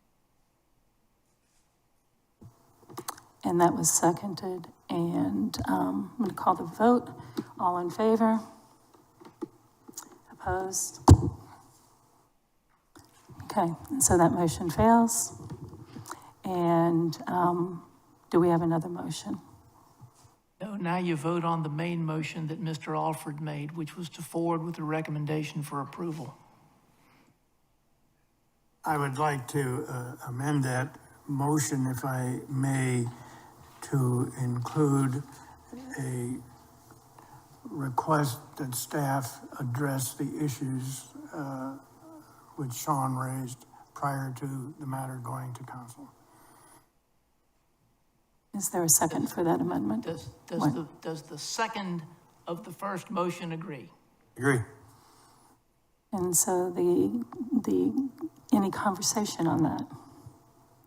So I'll make a point, or try to make a point. And that point is that we have all sat on this town council dais during town council meetings when things have not been properly vetted as tradition and custom have been in the past, having gone through committee until it was to a point that we wanted to move it forward in an easy, understandable way for a vote. That now instead the practice has become that we bring something that hasn't been thoroughly vetted through the committee and we sit up here for hours and publicly debate it. And the work is done in the wrong place at the wrong time and creates more drama and more confusion for the residents and for us as well. Because while we are smart and we are quick thinkers, there does take some time to be able to analyze, as Councilwoman Tunner has mentioned, the impact of one section on another section in that immediate time frame. And so that's my comment as you're all thinking about this particular motion. And with that, there's a first and a second. All in favor? And opposed? And it passes. Moving on to the next item on our agenda is a consideration of an ordinance of the town of Hilton Head Island to amend chapter 16 of the municipal code, the land management ordinance. to amend the current regulations for the measurement of height and setback encroachments for residential and non-residential development, to include land management ordinance sections 16.3.106, 16.5.102, 16.10.102, and providing for severability and an effective date. And Missy Lewick, Director of Planning, is with us. Thank you. Thank you. Excuse me. We sure can. We are going to stand in a recess for 3 minutes. Thank you.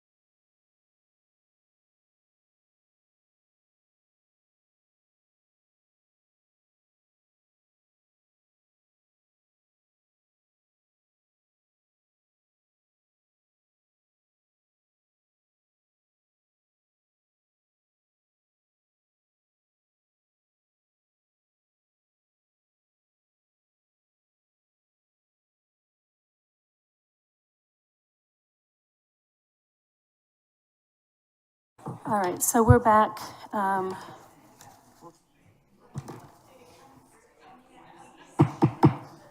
So we're back in order here for our last ordinance. It's a consideration of an ordinance of the town of Hilton Head Island to amend chapter 16 of the municipal code, the land management ordinance, to amend the current regulations for measurement of height and setback encroachments for residential and non-residential development to include land management ordinance sections 16.3.106, 16.5.102, 16.10.102, and providing for severability and an effective date. Thank you, Missy. Thank you. As stated, this amendment covers changes to the measurement of height as well as setback encroachment allowances. Again, this is all part of that growth management strategy priority of town council and is part of our priority amendments set. In September, we reviewed this information at a town council workshop, and these changes were discussed as in two parts. One was related to residential mass and scale, and the other was related to commercial or non-residential mass and scale, with some similarities in the direction that we received from council. But here it is. So first, for residential, that the changes need to apply to existing subdivisions where possible. Current building heights are too high. There needs to be more light air separation between units, need to increase setbacks. And item 4, need to establish minimum lot sizes. That will be covered during the full code overhaul. The direction we received from council related to non-residential or commercial mass and scale was that current building heights are too high. There needs to be more light air and separation between units, need to increase setbacks, need to establish minimum lot sizes, and that there should be a relationship between height and proximity to the street and boundaries, like lower, closer to the street, for example. The Planning Commission heard the amendment that's before you today in May at a public hearing and voted unanimously to forward this to Town Council. As you are aware, mass and scale of recent developments has been a concern for both residential and non-residential development on our island, and new buildings or development when they go up are out of character with the existing context of the neighborhood within their built.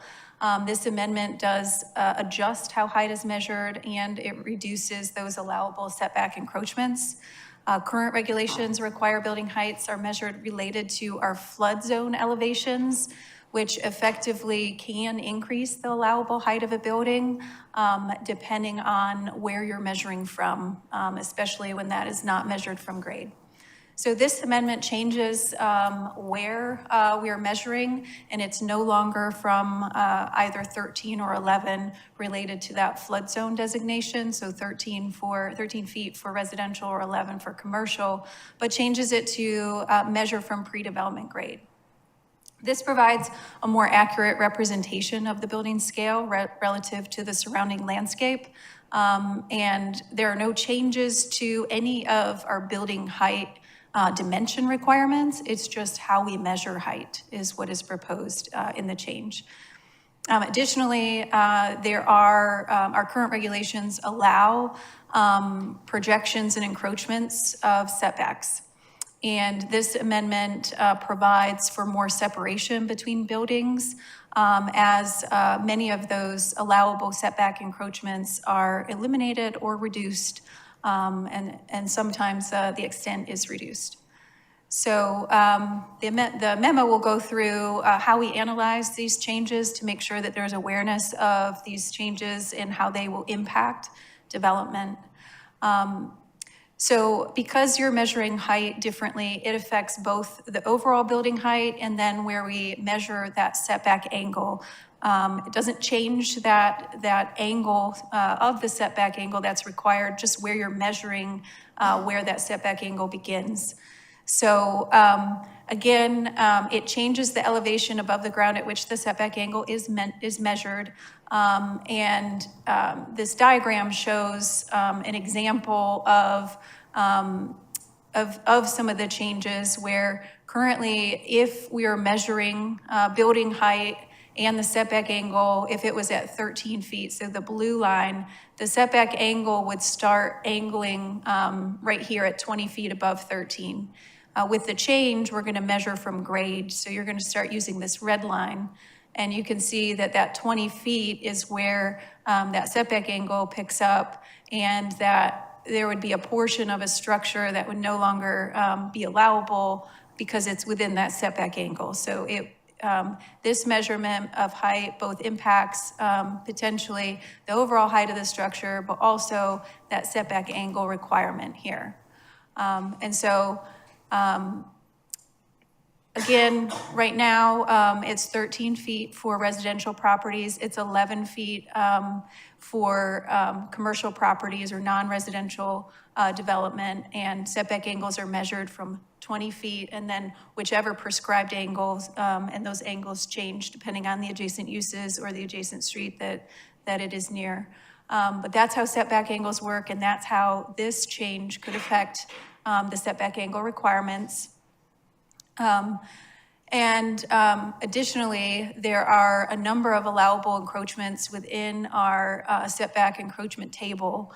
While the closest point of a building is subject to the minimum setback from the property line and the setback angle, there are certain architectural elements that can currently extend into the setback with limitations.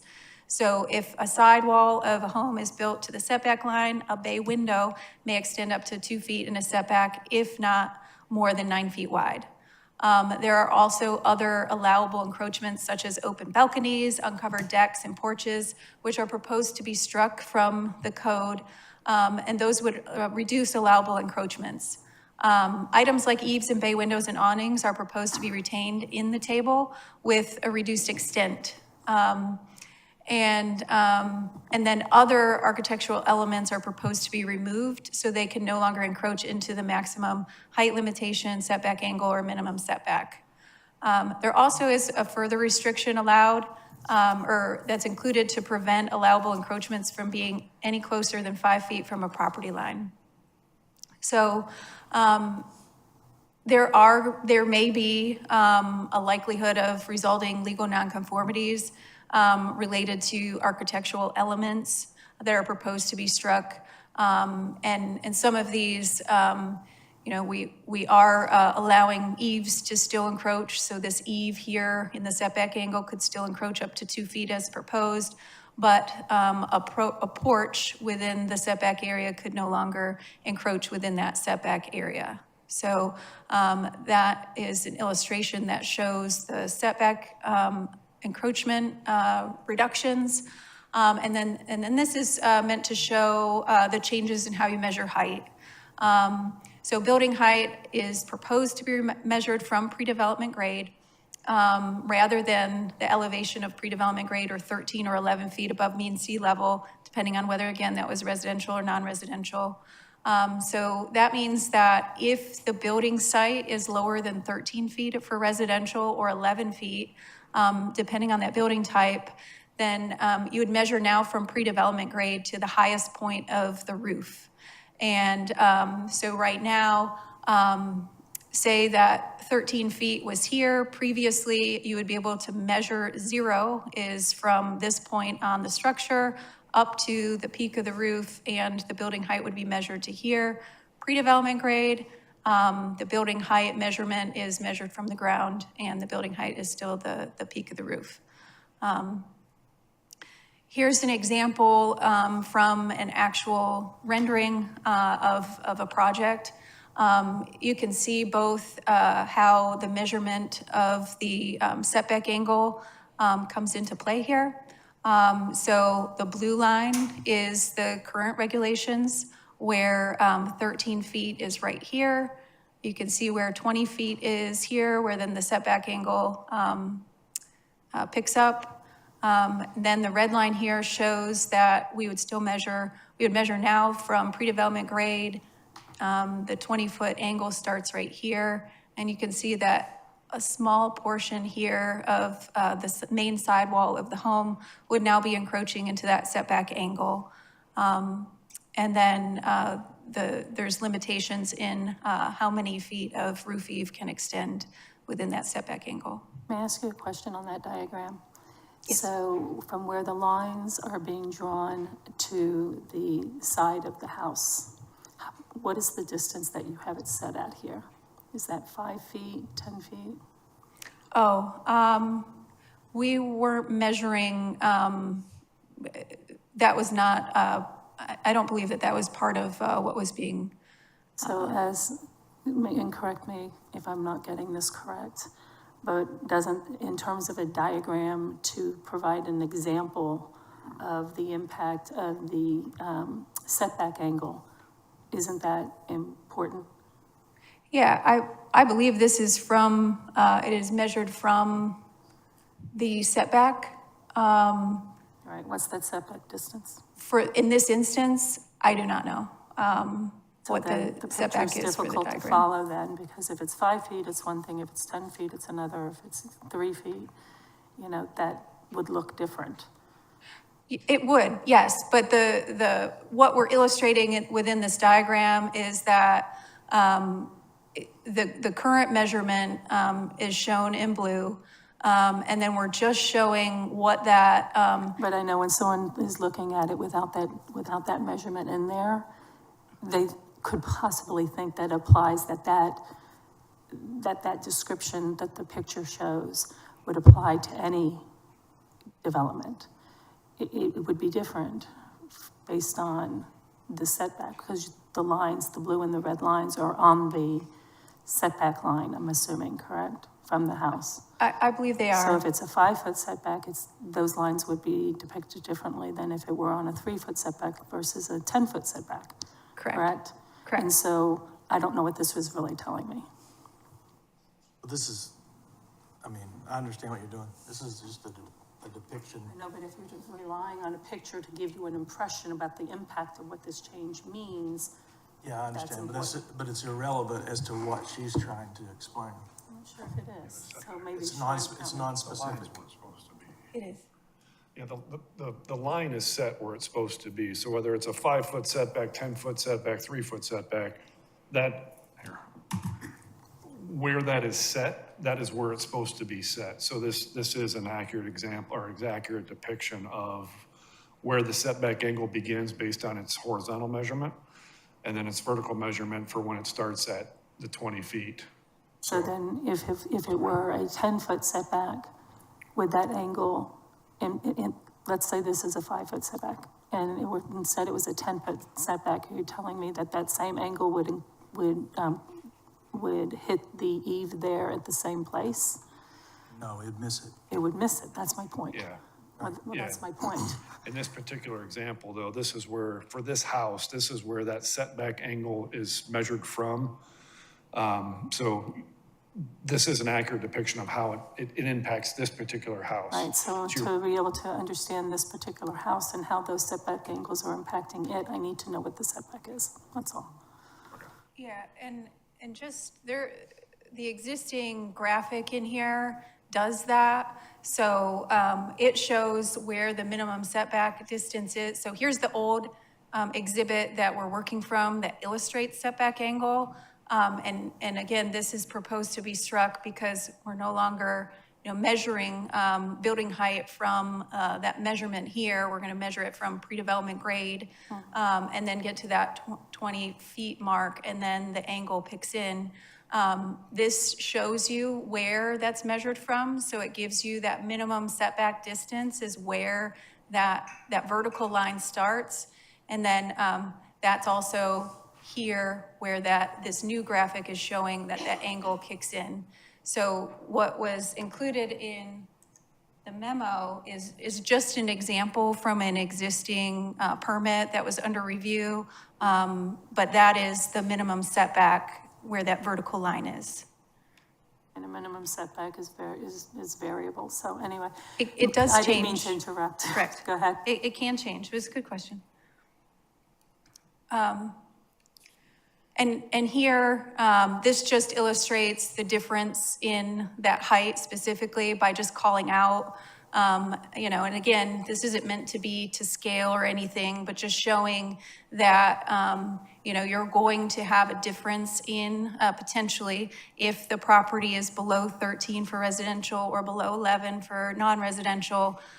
It does mean that there could be a change, there is a change in that height measurement, both from the setback angle and from pre-development grade to the top of the roof. That's what this is showing. And then we went through and looked at, you know, some maps that show both residential and non-residential properties that may be affected by the proposed change. And I'll just show those.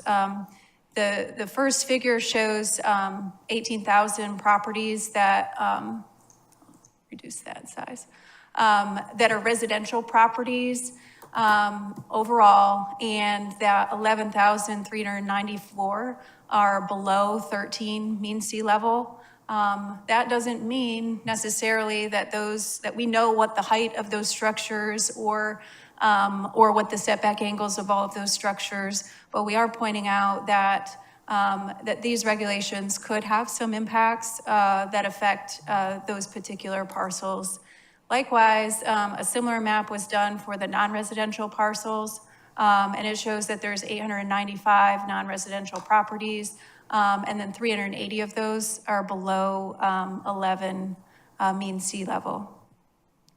So that's what those diagrams are meant to depict, but again, wanted to just show that any resulting legal nonconformities, there are specific regulations on how those are handled, how they may be continued or corrected, depending on certain circumstances. And we have a section on that later in the staff report that we can go over.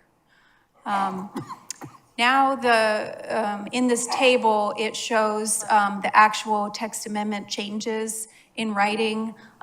So there is a measurement of height within each of the 3 character overlay districts. It shows here the language being struck, and then just relying on pre-development grade. And you can see that is consistent with the changes for the 3 overlay districts. And then in the adjacent street setback requirements, there is also a strike here for that horizontal plane at 20 here, where then you're going to measure from pre-development grade instead of that 13 or 11 feet, whichever was higher prior to. Then this shows again where we're striking the old diagram and inserting a new diagram to reflect how setback angle is calculated. And then this again shows the adjacent use setback requirement change again to that pre-development grade. Same diagram is in that section as well that's proposed to be changed. And then this table here shows the changes that are proposed in the allowable encroachments table. And you'll notice that there are strike-throughs of a number of current allowances, and then there's a footnote that I'll talk about as well. So open balconies, fire escapes, exterior stairways, as well as uncovered porches, stoops, decks, patios, lighting fixtures, spires, cupolas, skylights, rooftop architectural features, solar collection, small wind energy systems, amateur radios, other architectural features not listed, are all proposed to be struck from the allowable encroachments table. Because we were removing some of the stairways, the building official requested that we add an allowance for an encroachment for a required means of egress. And I want to point out that this is not just because you want to add maybe another exit off of a master bedroom. It has to be a required means of egress to be able to meet this requirement, and that it can extend up to 42 inches into any setback, which meets the minimum requirement by the building code. And one of those areas that we were discussing is that many manufactured homes have required means of egress, both a front and a rear required means of egress, and wanted to make sure that the code allowed for those required means of egress to be allowed. And then you'll notice that there is there's some changes to the extent of several of the allowable encroachments, as well as a footnote that's added, and I'll go through both. So the chimneys and fireplaces, it's being changed that instead of encroaching 3 feet, may encroach up to 2. Roof eaves and overhangs currently allowed at 3 feet, and it's reduced to 2. Awnings from 5 feet to 2, bay windows from 3 feet to 2, roof dormers from 5 to 2. And I think that covers those reductions in extent. And then I wanted to point out that there is a footnote that applies to the allowable encroachments, and it reads that in no case shall an allowable encroachment for a feature extend into a setback to a point that is less than 5 feet from a lot line. So that means that for any allowable encroachment, it cannot be any closer than 5 feet. So that means that if you have 5-foot setbacks for your particular lot, everything needs to fit within those 5 feet. So the entire footprint and development, and that nothing could encroach within that 5 feet. So the max, so as close as you can get to another is 5 feet. And then here it shows, this is the definition of how height is calculated. And again, it's consistent to include that pre-development grade and remove those components that are related to 13 and 11 feet mean sea level. So, like I mentioned, there may be legal nonconformities that are created if this amendment were to go through. And both with the height calculation and the reduction in the allowable encroachments. And when we have legal nonconformities, they are handled in Chapter 16.7, which is the nonconformities chapter. Also, structures are addressed in our disaster recovery section, which we outline both nonconformities and disaster recovery and the situations that would apply. So the nonconformities purpose statement largely just reads that the town recognizes that there's continued existence of nonconformities that are inconsistent with the purpose and intent of the land management ordinance, but that the ordinance needs to provide some flexibility to encourage redevelopment of nonconforming development if it lessens the degree of the nonconformity. And so the nonconformities section has a section that regulates the authority to continue and states that legal nonconformities are allowed to continue in accordance with the provisions within the nonconformities chapter. Repairs and normal maintenance are allowed. To keep legal nonconforming uses and structures or site features in safe condition, repair and maintenance are permitted, provided that those alterations may be made, except those that are allowed by the chapter in the nonconformities chapters, repairs and maintenance. If a nonconformity, legal nonconformity is discontinued or abandoned for 18 consecutive months, it cannot be reestablished. The nonconformities chapter uses the terms expansion, enlargement, or extension, and it refers to any increase in the size of a legal nonconforming structure or a site feature. And there are special provisions for the footprint of any existing nonconforming site feature or structure. The footprint of a nonconforming site feature or structure can be maintained or expanded as long as the applicant receives approval within the substitution of nonconformities for redevelopment, unless it's associated with a nonconforming use, replacement of a nonconforming site feature with a nonconforming structure, or the demolition or modification of a nonconforming structure with the intent to rebuild in accordance with a zoning map amendment related to a redevelopment overlay district. Or unless it's a nonconforming sign. So the substitution clause, and I apologize for going through this at length, but I understand that there may be some concerns related to nonconformities. Substitution of nonconformities has criteria that is required for that review and approval. It will not include development that increases the amount of any encroachment into any buffer or setback, cannot increase the impervious coverage of the site over the maximum allowed for the district or the existing impervious cover, whichever is greater, cannot result in a density in excess of what's allowed. It has to lessen the extent of the nonconforming site features and the nonconformities of the structure to the greatest extent possible, and cannot have an adverse impact on public health, safety, and welfare. So there also are nonconforming structures that are outlined in the code. They cannot be expanded, enlarged, relocated, or redeveloped unless it's made in conformance with the code, unless it's allowed by disaster recovery chapter, which is 16.9. And in that case, if there's a state of emergency, then it has some allowances for those structures to be rebuilt, and establishes some emergency permitting processes. And it allows those to be redeveloped in the existing state or condition that existed without the necessity of full permitting review. So that's in our existing code.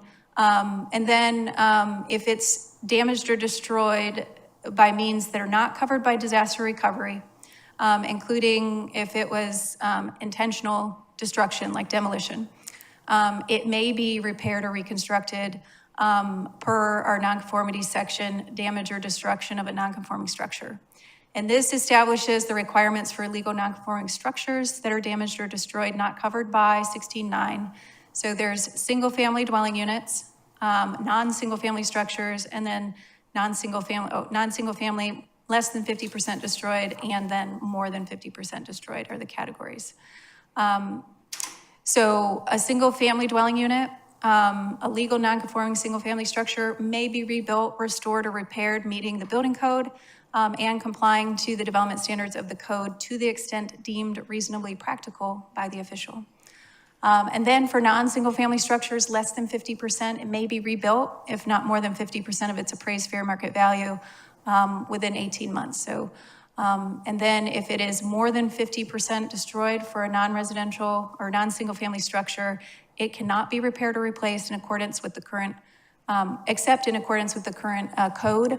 But there's an exception for condo properties, horizontal property regimes in the current code. So we got a couple questions on this when it went through the Planning Commission, and so we included some of that here to have some examples of how this could be applied in different scenarios.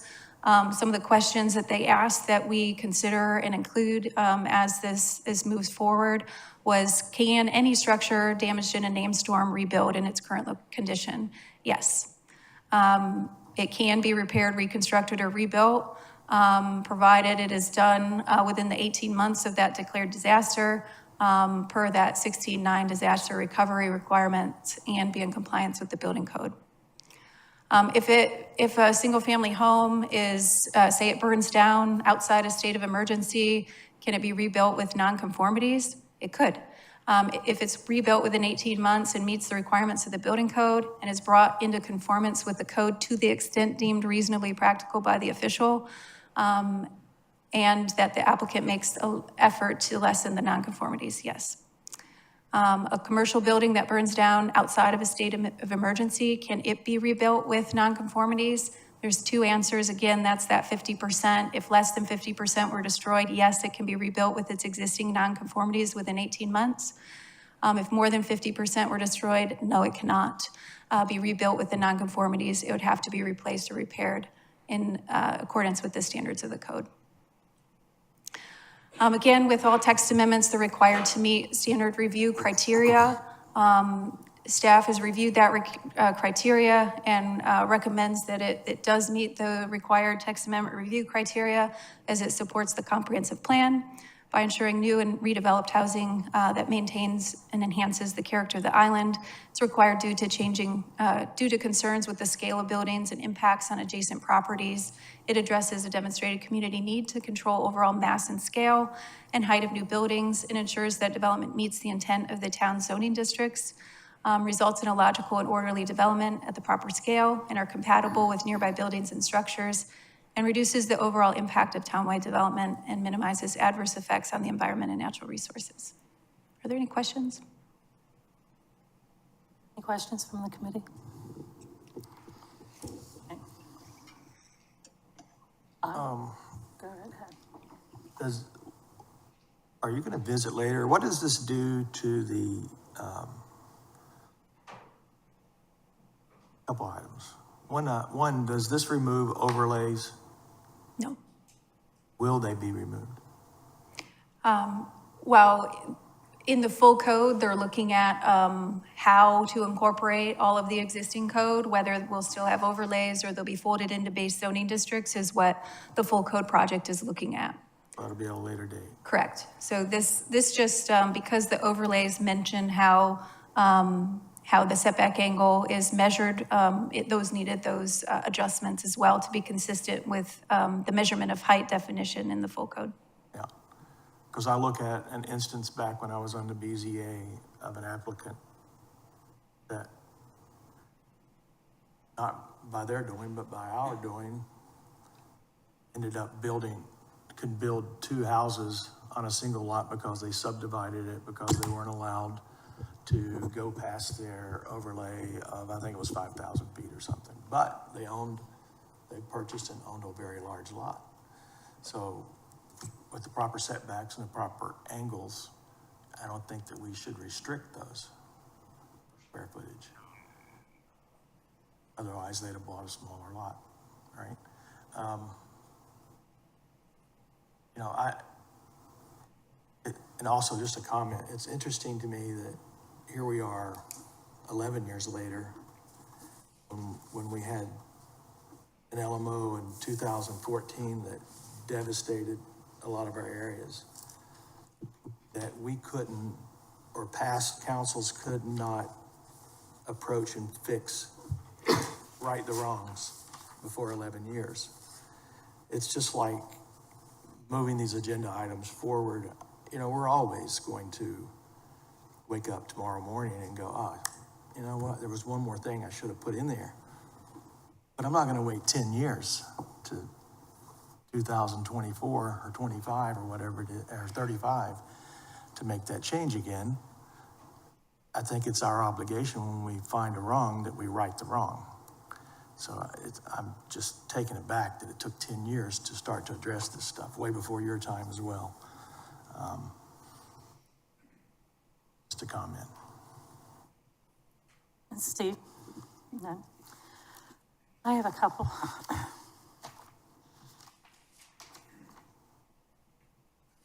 Let's see, where should I start? Let's see if I can make some sense of all my notes.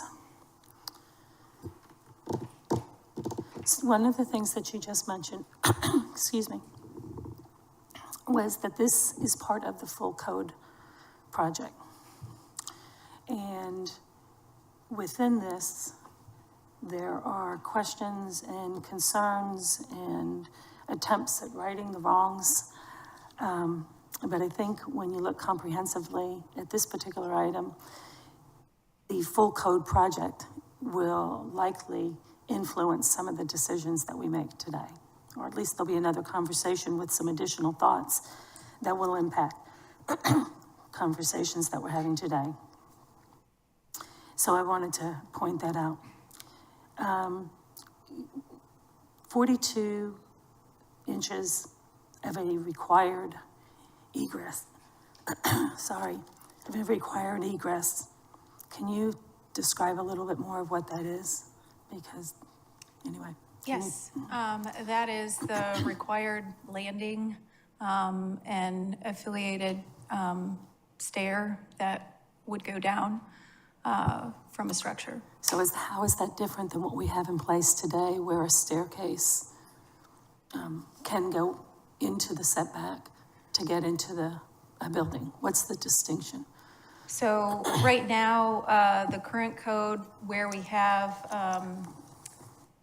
stairways and opened up balconies up to 5 feet, those may be not required means of egress. So it could be, again, that you have multiple ingress egress points on your home or commercial structure, but they may not be required means of egress. Which means that, again, what is struck are any open balconies, fire escapes, or exterior stairways, except if it is a required means of egress. Is that a subjective question? Is it subjective? Is there a subjective element to that in terms of whether it's required or not? And I don't have the section of the building code, but our building official says that a required means of egress is I don't know if it's a definition, but it is spelled out in the building code what that is. So then I would imagine, and maybe it is in here somewhere, that we should say, as per the building code specifically. Okay. Otherwise, I think it is a subjective question that to be answered. So there's that. So I can cross that one off. Does this, do these new requirements apply to all areas of the island? And are there any exceptions For the setback encroachments? for any of what we've talked about here, setback encroachment, measure of height, et cetera? Yes, it is, they're island-wide, yes. Okay, with no exceptions. So, no, obviously there's changes, depending on, right now, the regulations for residential or commercial, but those are unified because we're measuring from pre-development grade regardless of whether it's residential or non-residential. Okay. What about hardships that you put on areas by making this change 10 years later? For example, everyone's built to the 2014 standard, but a dozen lots haven't. Mm-hmm. And suddenly you put this new restriction on those properties.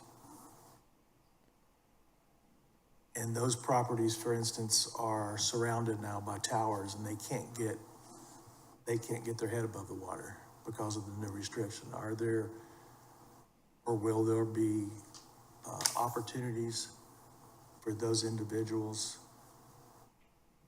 to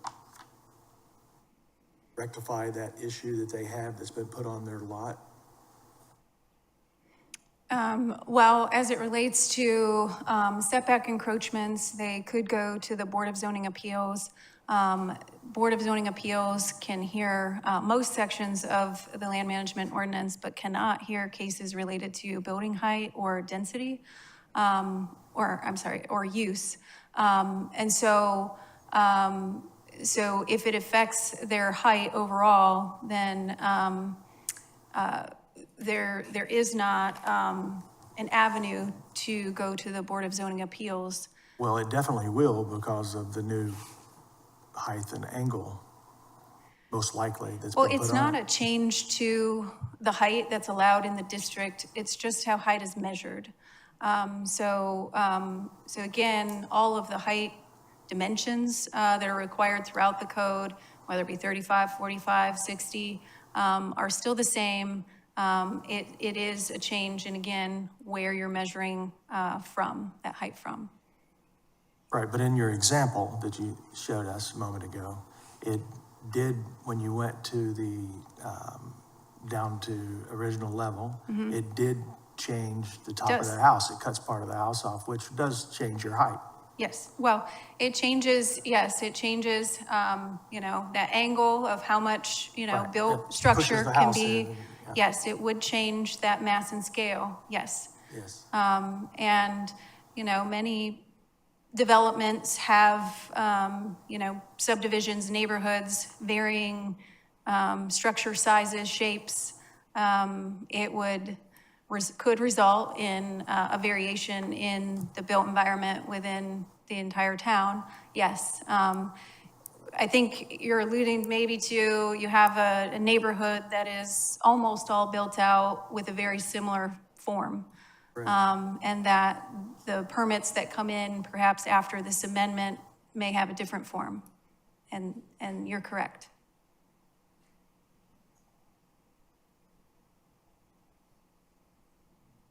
At that point, That's a difficult hardship to put on the owner of that property.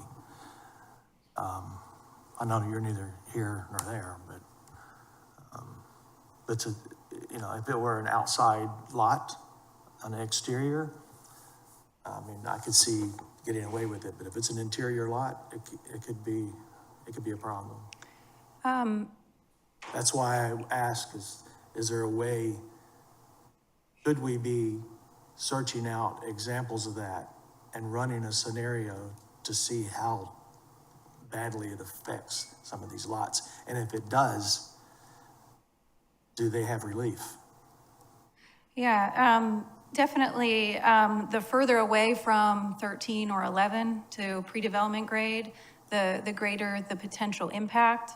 If they're within 6 inches or a foot, it doesn't result in a significant impact to the structure that has not yet come in for permit, but it may have some impacts.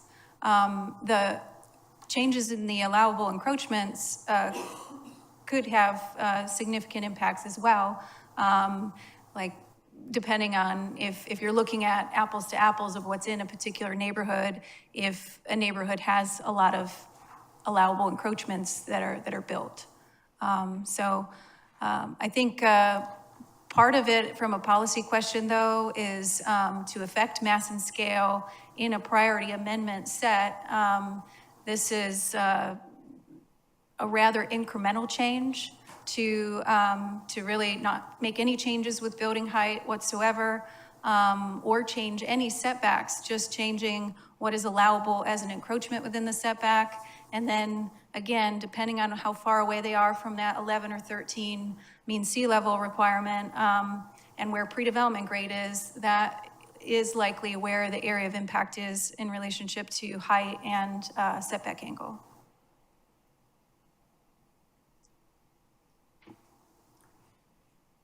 So an example of that is Sandcastle.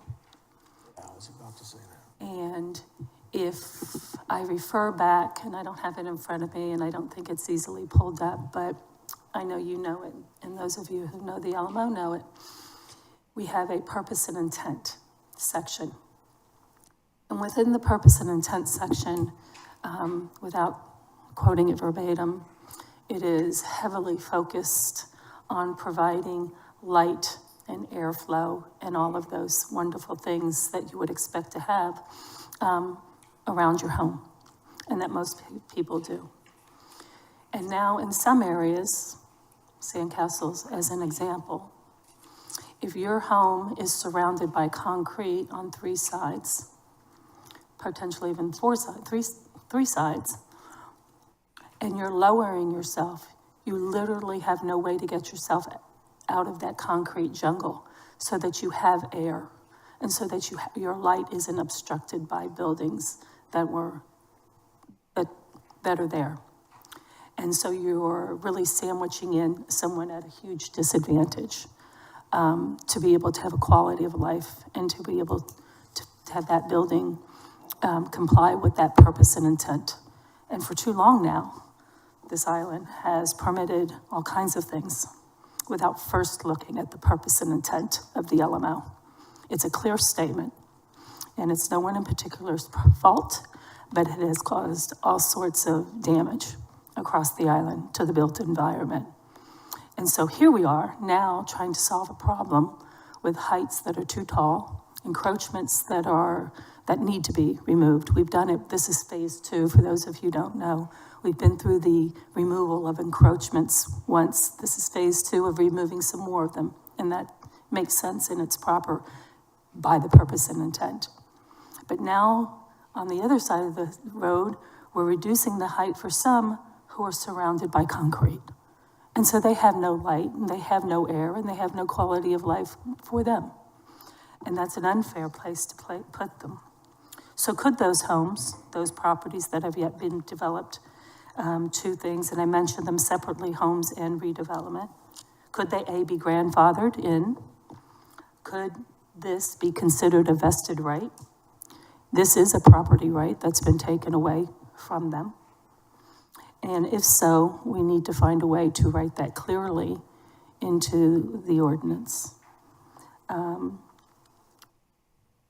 that's going to be very important, and for both those who have not yet built, who are in that situation, and for those who may be in that situation but have a smaller home, but want to get themselves to what the current environment around them is, so that they too can have all the advantages of what the purpose and intent of the LMO is supposed to be.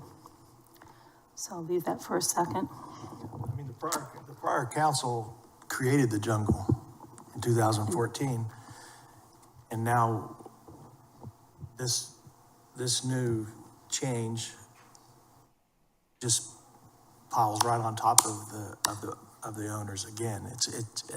It's supposed to be, and it will be great for 98%. But there's a couple percent out there that we need to be very careful about. It may turn lots into unsellable. It may turn lots that are worth millions of dollars into nothing. And that's a hardship. So we need to figure that out. I agree with that wholeheartedly. There are some encroachments that aren't listed on here as being removed, and I think we had a brief conversation about this at some point in time, where HVAC units can be put on top of buildings. And often, as I've seen it around this island, folks do that when they've forgotten to leave a piece of land carved out for their HVAC units, something necessary to the completion of their building, their home. And so they place them on top, and that's not included in height calculations. In the past, I've seen it exasperated by official decisions being made where an architectural detail needs to be built around it to hide the HVAC, which adds height, and then therefore adds additional height to it. And so when we're talking about encroachments, we ought not be allowing for folks to put their HVAC units, and this is not just a commercial situation. I would see a commercial situation possibly different, but this is happening in residential neighborhoods and has been happening, and we need to correct that, and I don't see that correction in this document.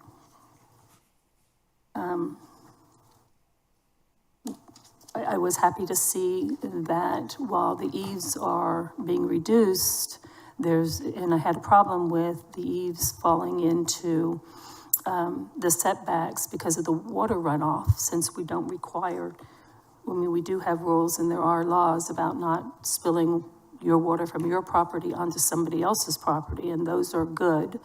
But I liked even further in here that you have to, none of this can be, can be within that 5 feet of a property. So that, I just wanted to point something out good. So it doesn't seem like I'm just ripping everything apart today, but in my opinion, this, like the other, is not ready. And I'll make another comment about that. It's not that the whole package isn't ready. There are elements of this package, just like there were elements of the sign package that are ready, but there are other elements that aren't. And so perhaps it's too much within one document. Perhaps it should be two. Perhaps we should have a mechanism where we can move some of these things forward, but others need to be thought out more carefully. So there's that. I notice on page 2 of 19, under the residential comments that came forth from that meeting back prior to at least a couple of our town council members being elected and seated, that under residential number 4, we said clearly that we need to establish a minimum lot size, and that's to be addressed during the full LMO update, which is part of what I was trying to say before.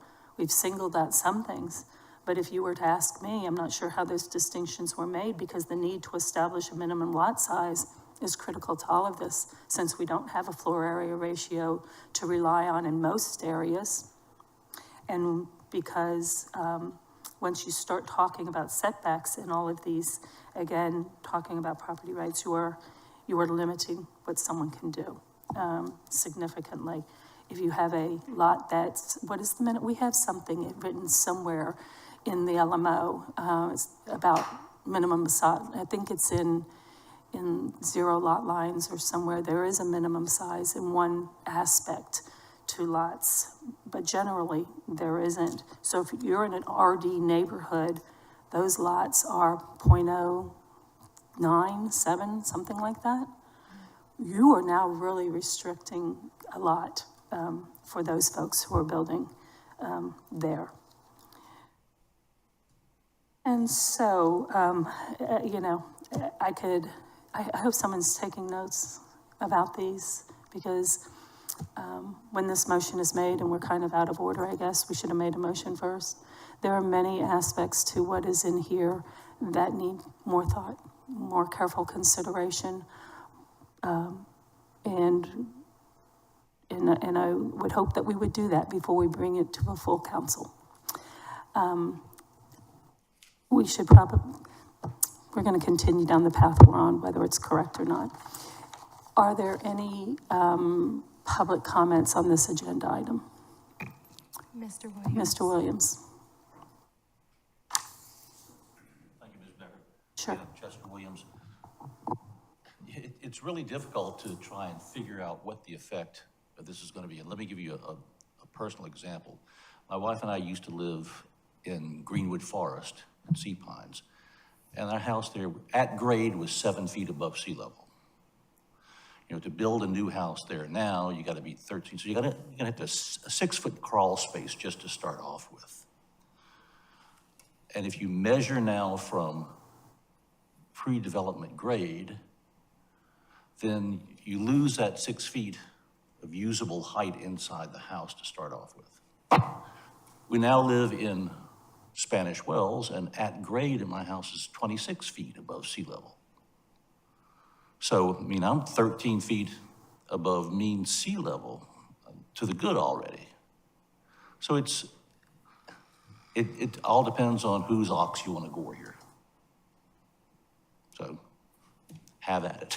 So, I wish I could tell you how to do it, but I can't, so, thanks. Thank you. Are there any other comments on this agenda item? Alex Brown.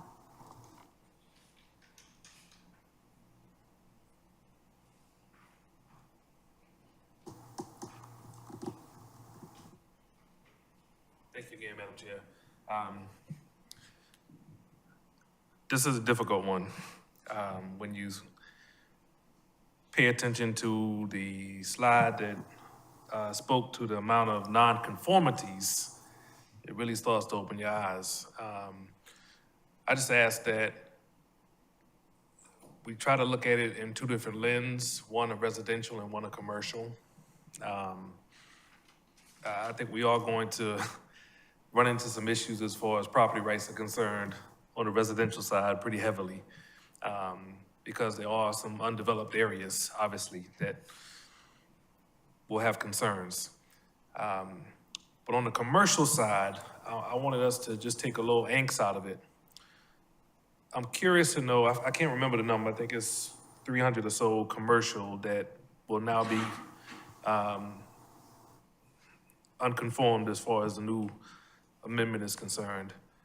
I'd like to understand a little bit better the age of those commercial spaces.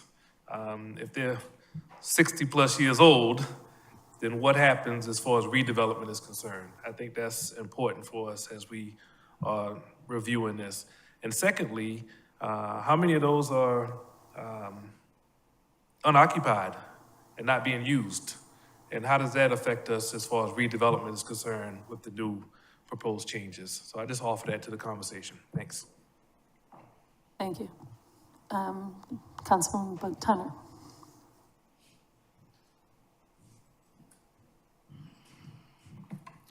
So I concur with Councilman Brown's comment about the impact.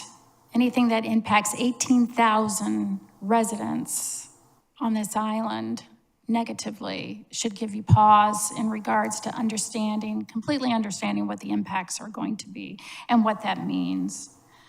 I do find it a little confusing. What I heard was it doesn't impact the height at this time, the way this is structured, but it is more about making it smaller to fit into the angles. So you can still be as tall, but you're gonna have to squeeze your house in to be able to meet those angles. Was that accurate? Maybe. Kind of. See, that's why it gets confusing. You're You know, measuring because- from a different point. Previously, you were measuring from a point beneath the earth. And then whatever your survey would say that your mean sea level or your is 7, 8, 10, 26, that's your starting point. And we know from our FEMA regulations that we've adopted that you, for residential, have to be at 13. Previously, it was 14. So we created a 1-foot nonconformity back then in some respects. But currently it's 13. So if you're at 8 and you have to be at 13 before your first level, your first livable level, then there is 5 feet there, which is a gift. So if your maximum height in your district is 35, and in that condition, you're actually at 40. That's the way it currently is. Okay. If it was to be revised in this regard, you're measuring from that 8 that your survey says is your ground level, pre-construction grade, and then you're measuring from there to your 35, and that's it. And that is desirable. I mean, that is 100% desirable for a new development. If we're trying to reduce the height and we're trying to go back to the purpose and intent this LMO was originally written around. But when you're talking about established neighborhoods where you're now going to take a burden from one end and then multiply it on the other end, that's the difficult part. I'm not sure if I helped make it any clearer for you. Yeah, it's but- complicated, I guess would be the response to that. And then the other comment I wanted to make was, in the back it talks about if there's a natural disaster, named storm, et cetera, that you'd have, have the ability to build back to what you had before if you built it back in 18 months. Given my experience in the insurance industry, if there is a named storm of any magnitude, you're not going to be able to build your home within 18 months because you're not going to be able to get access to it, find a vendor, work through your insurance company, et cetera. So that I think is something, I understand why you want to put a time limit on it, so it's not, forever, but I don't think that 18 months is probably appropriate if anything large happens. And Thank if you. you think back during COVID, how difficult it was to get materials, right? So there are other factors that could exacerbate that problem that you're referring to, yeah. Curtis has a comment. Curtis, you have a comment? Well, and to that point, in the event of a widespread natural disaster, council can adopt emergency ordinances to modify that timeline to deal with the situation as it exists on the ground at that time, as council has done before. Sure, that makes sense. Then that's in a national, a widespread disaster.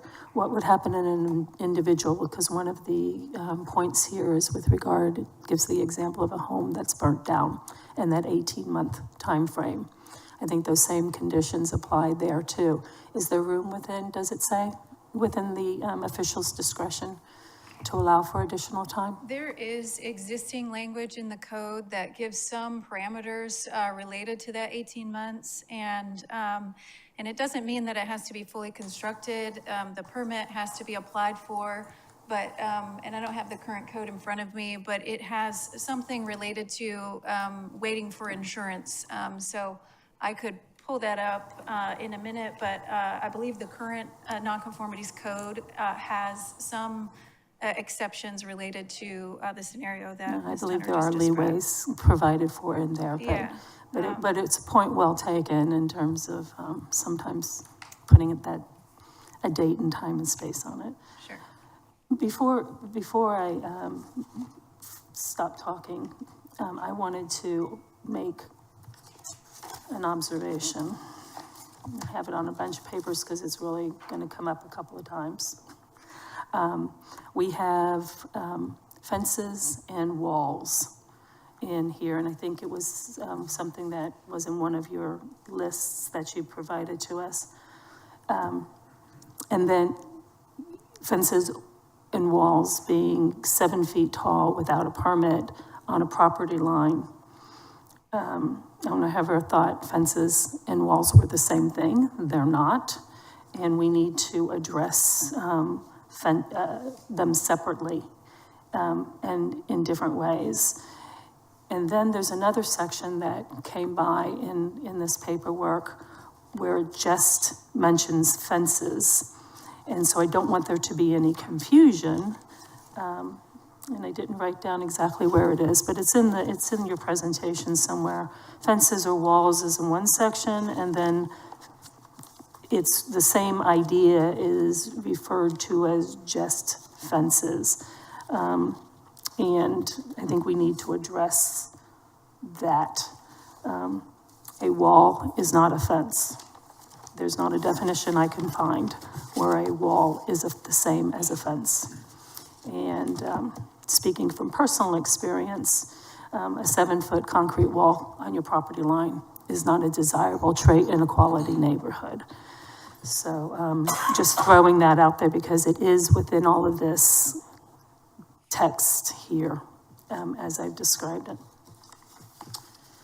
And so, do we have a motion? Or, yes? I move that the committee forward to council with a recommendation of approval to amend the land management ordinance regarding regulations for the measure of height and setback encroachment or residential, non-residential development as indicated in the reference sections.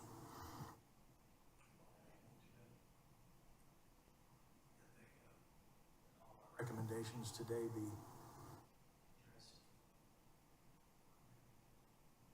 Well, it's your motion. In other words, just like the prior Yes. item, to add all Have a the list of list those. of items that we talked about.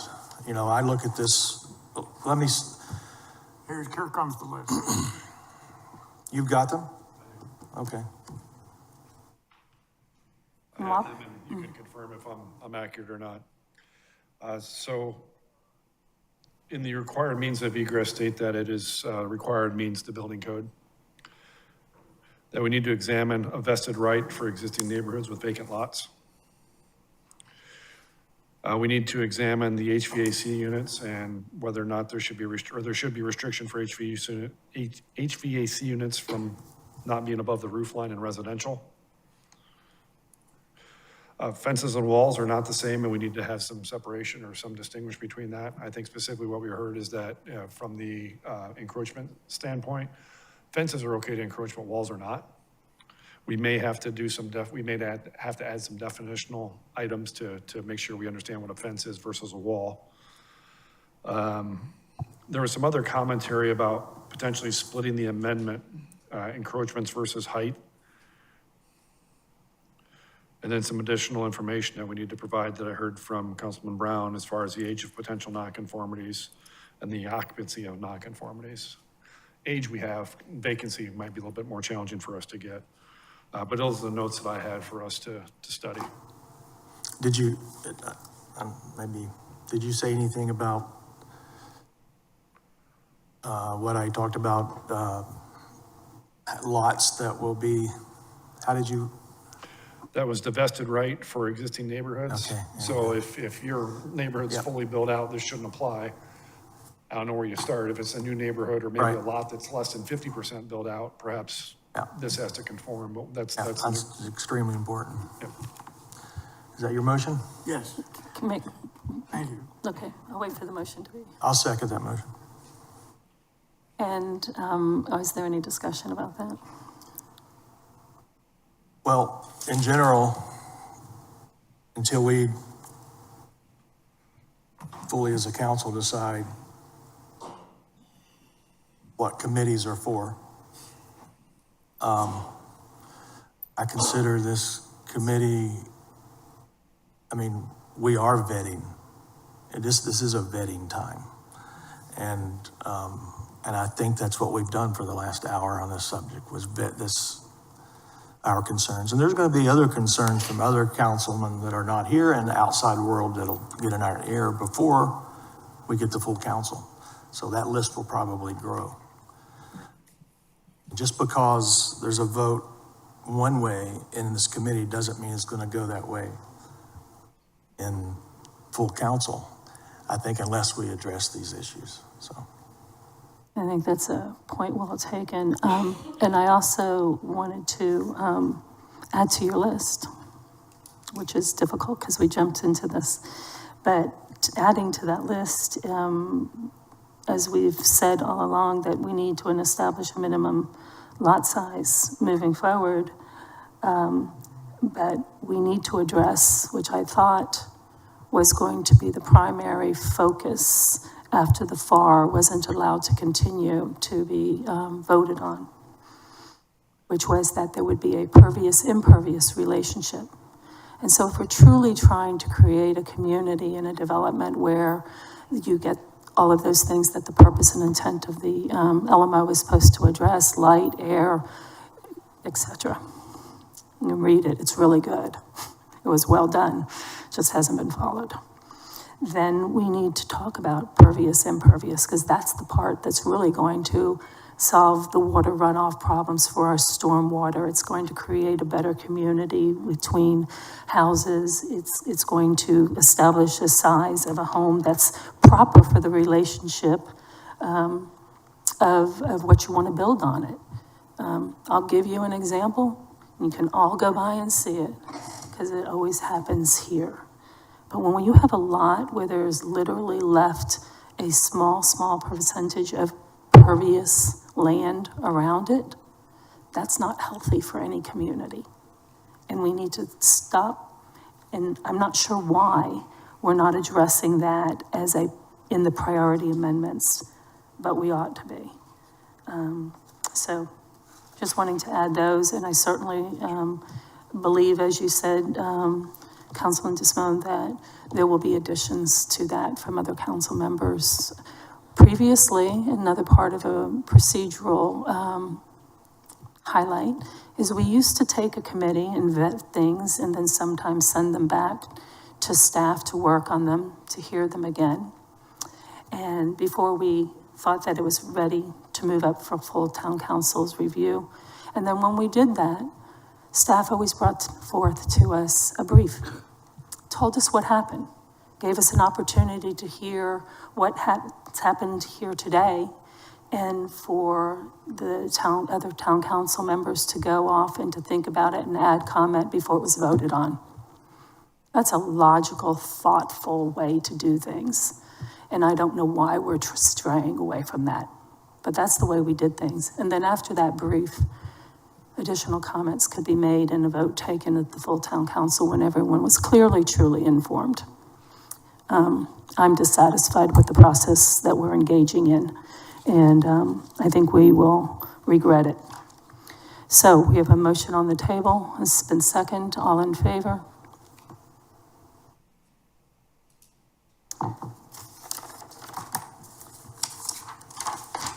And with that, if there are no other comments or concerns, we are adjourned.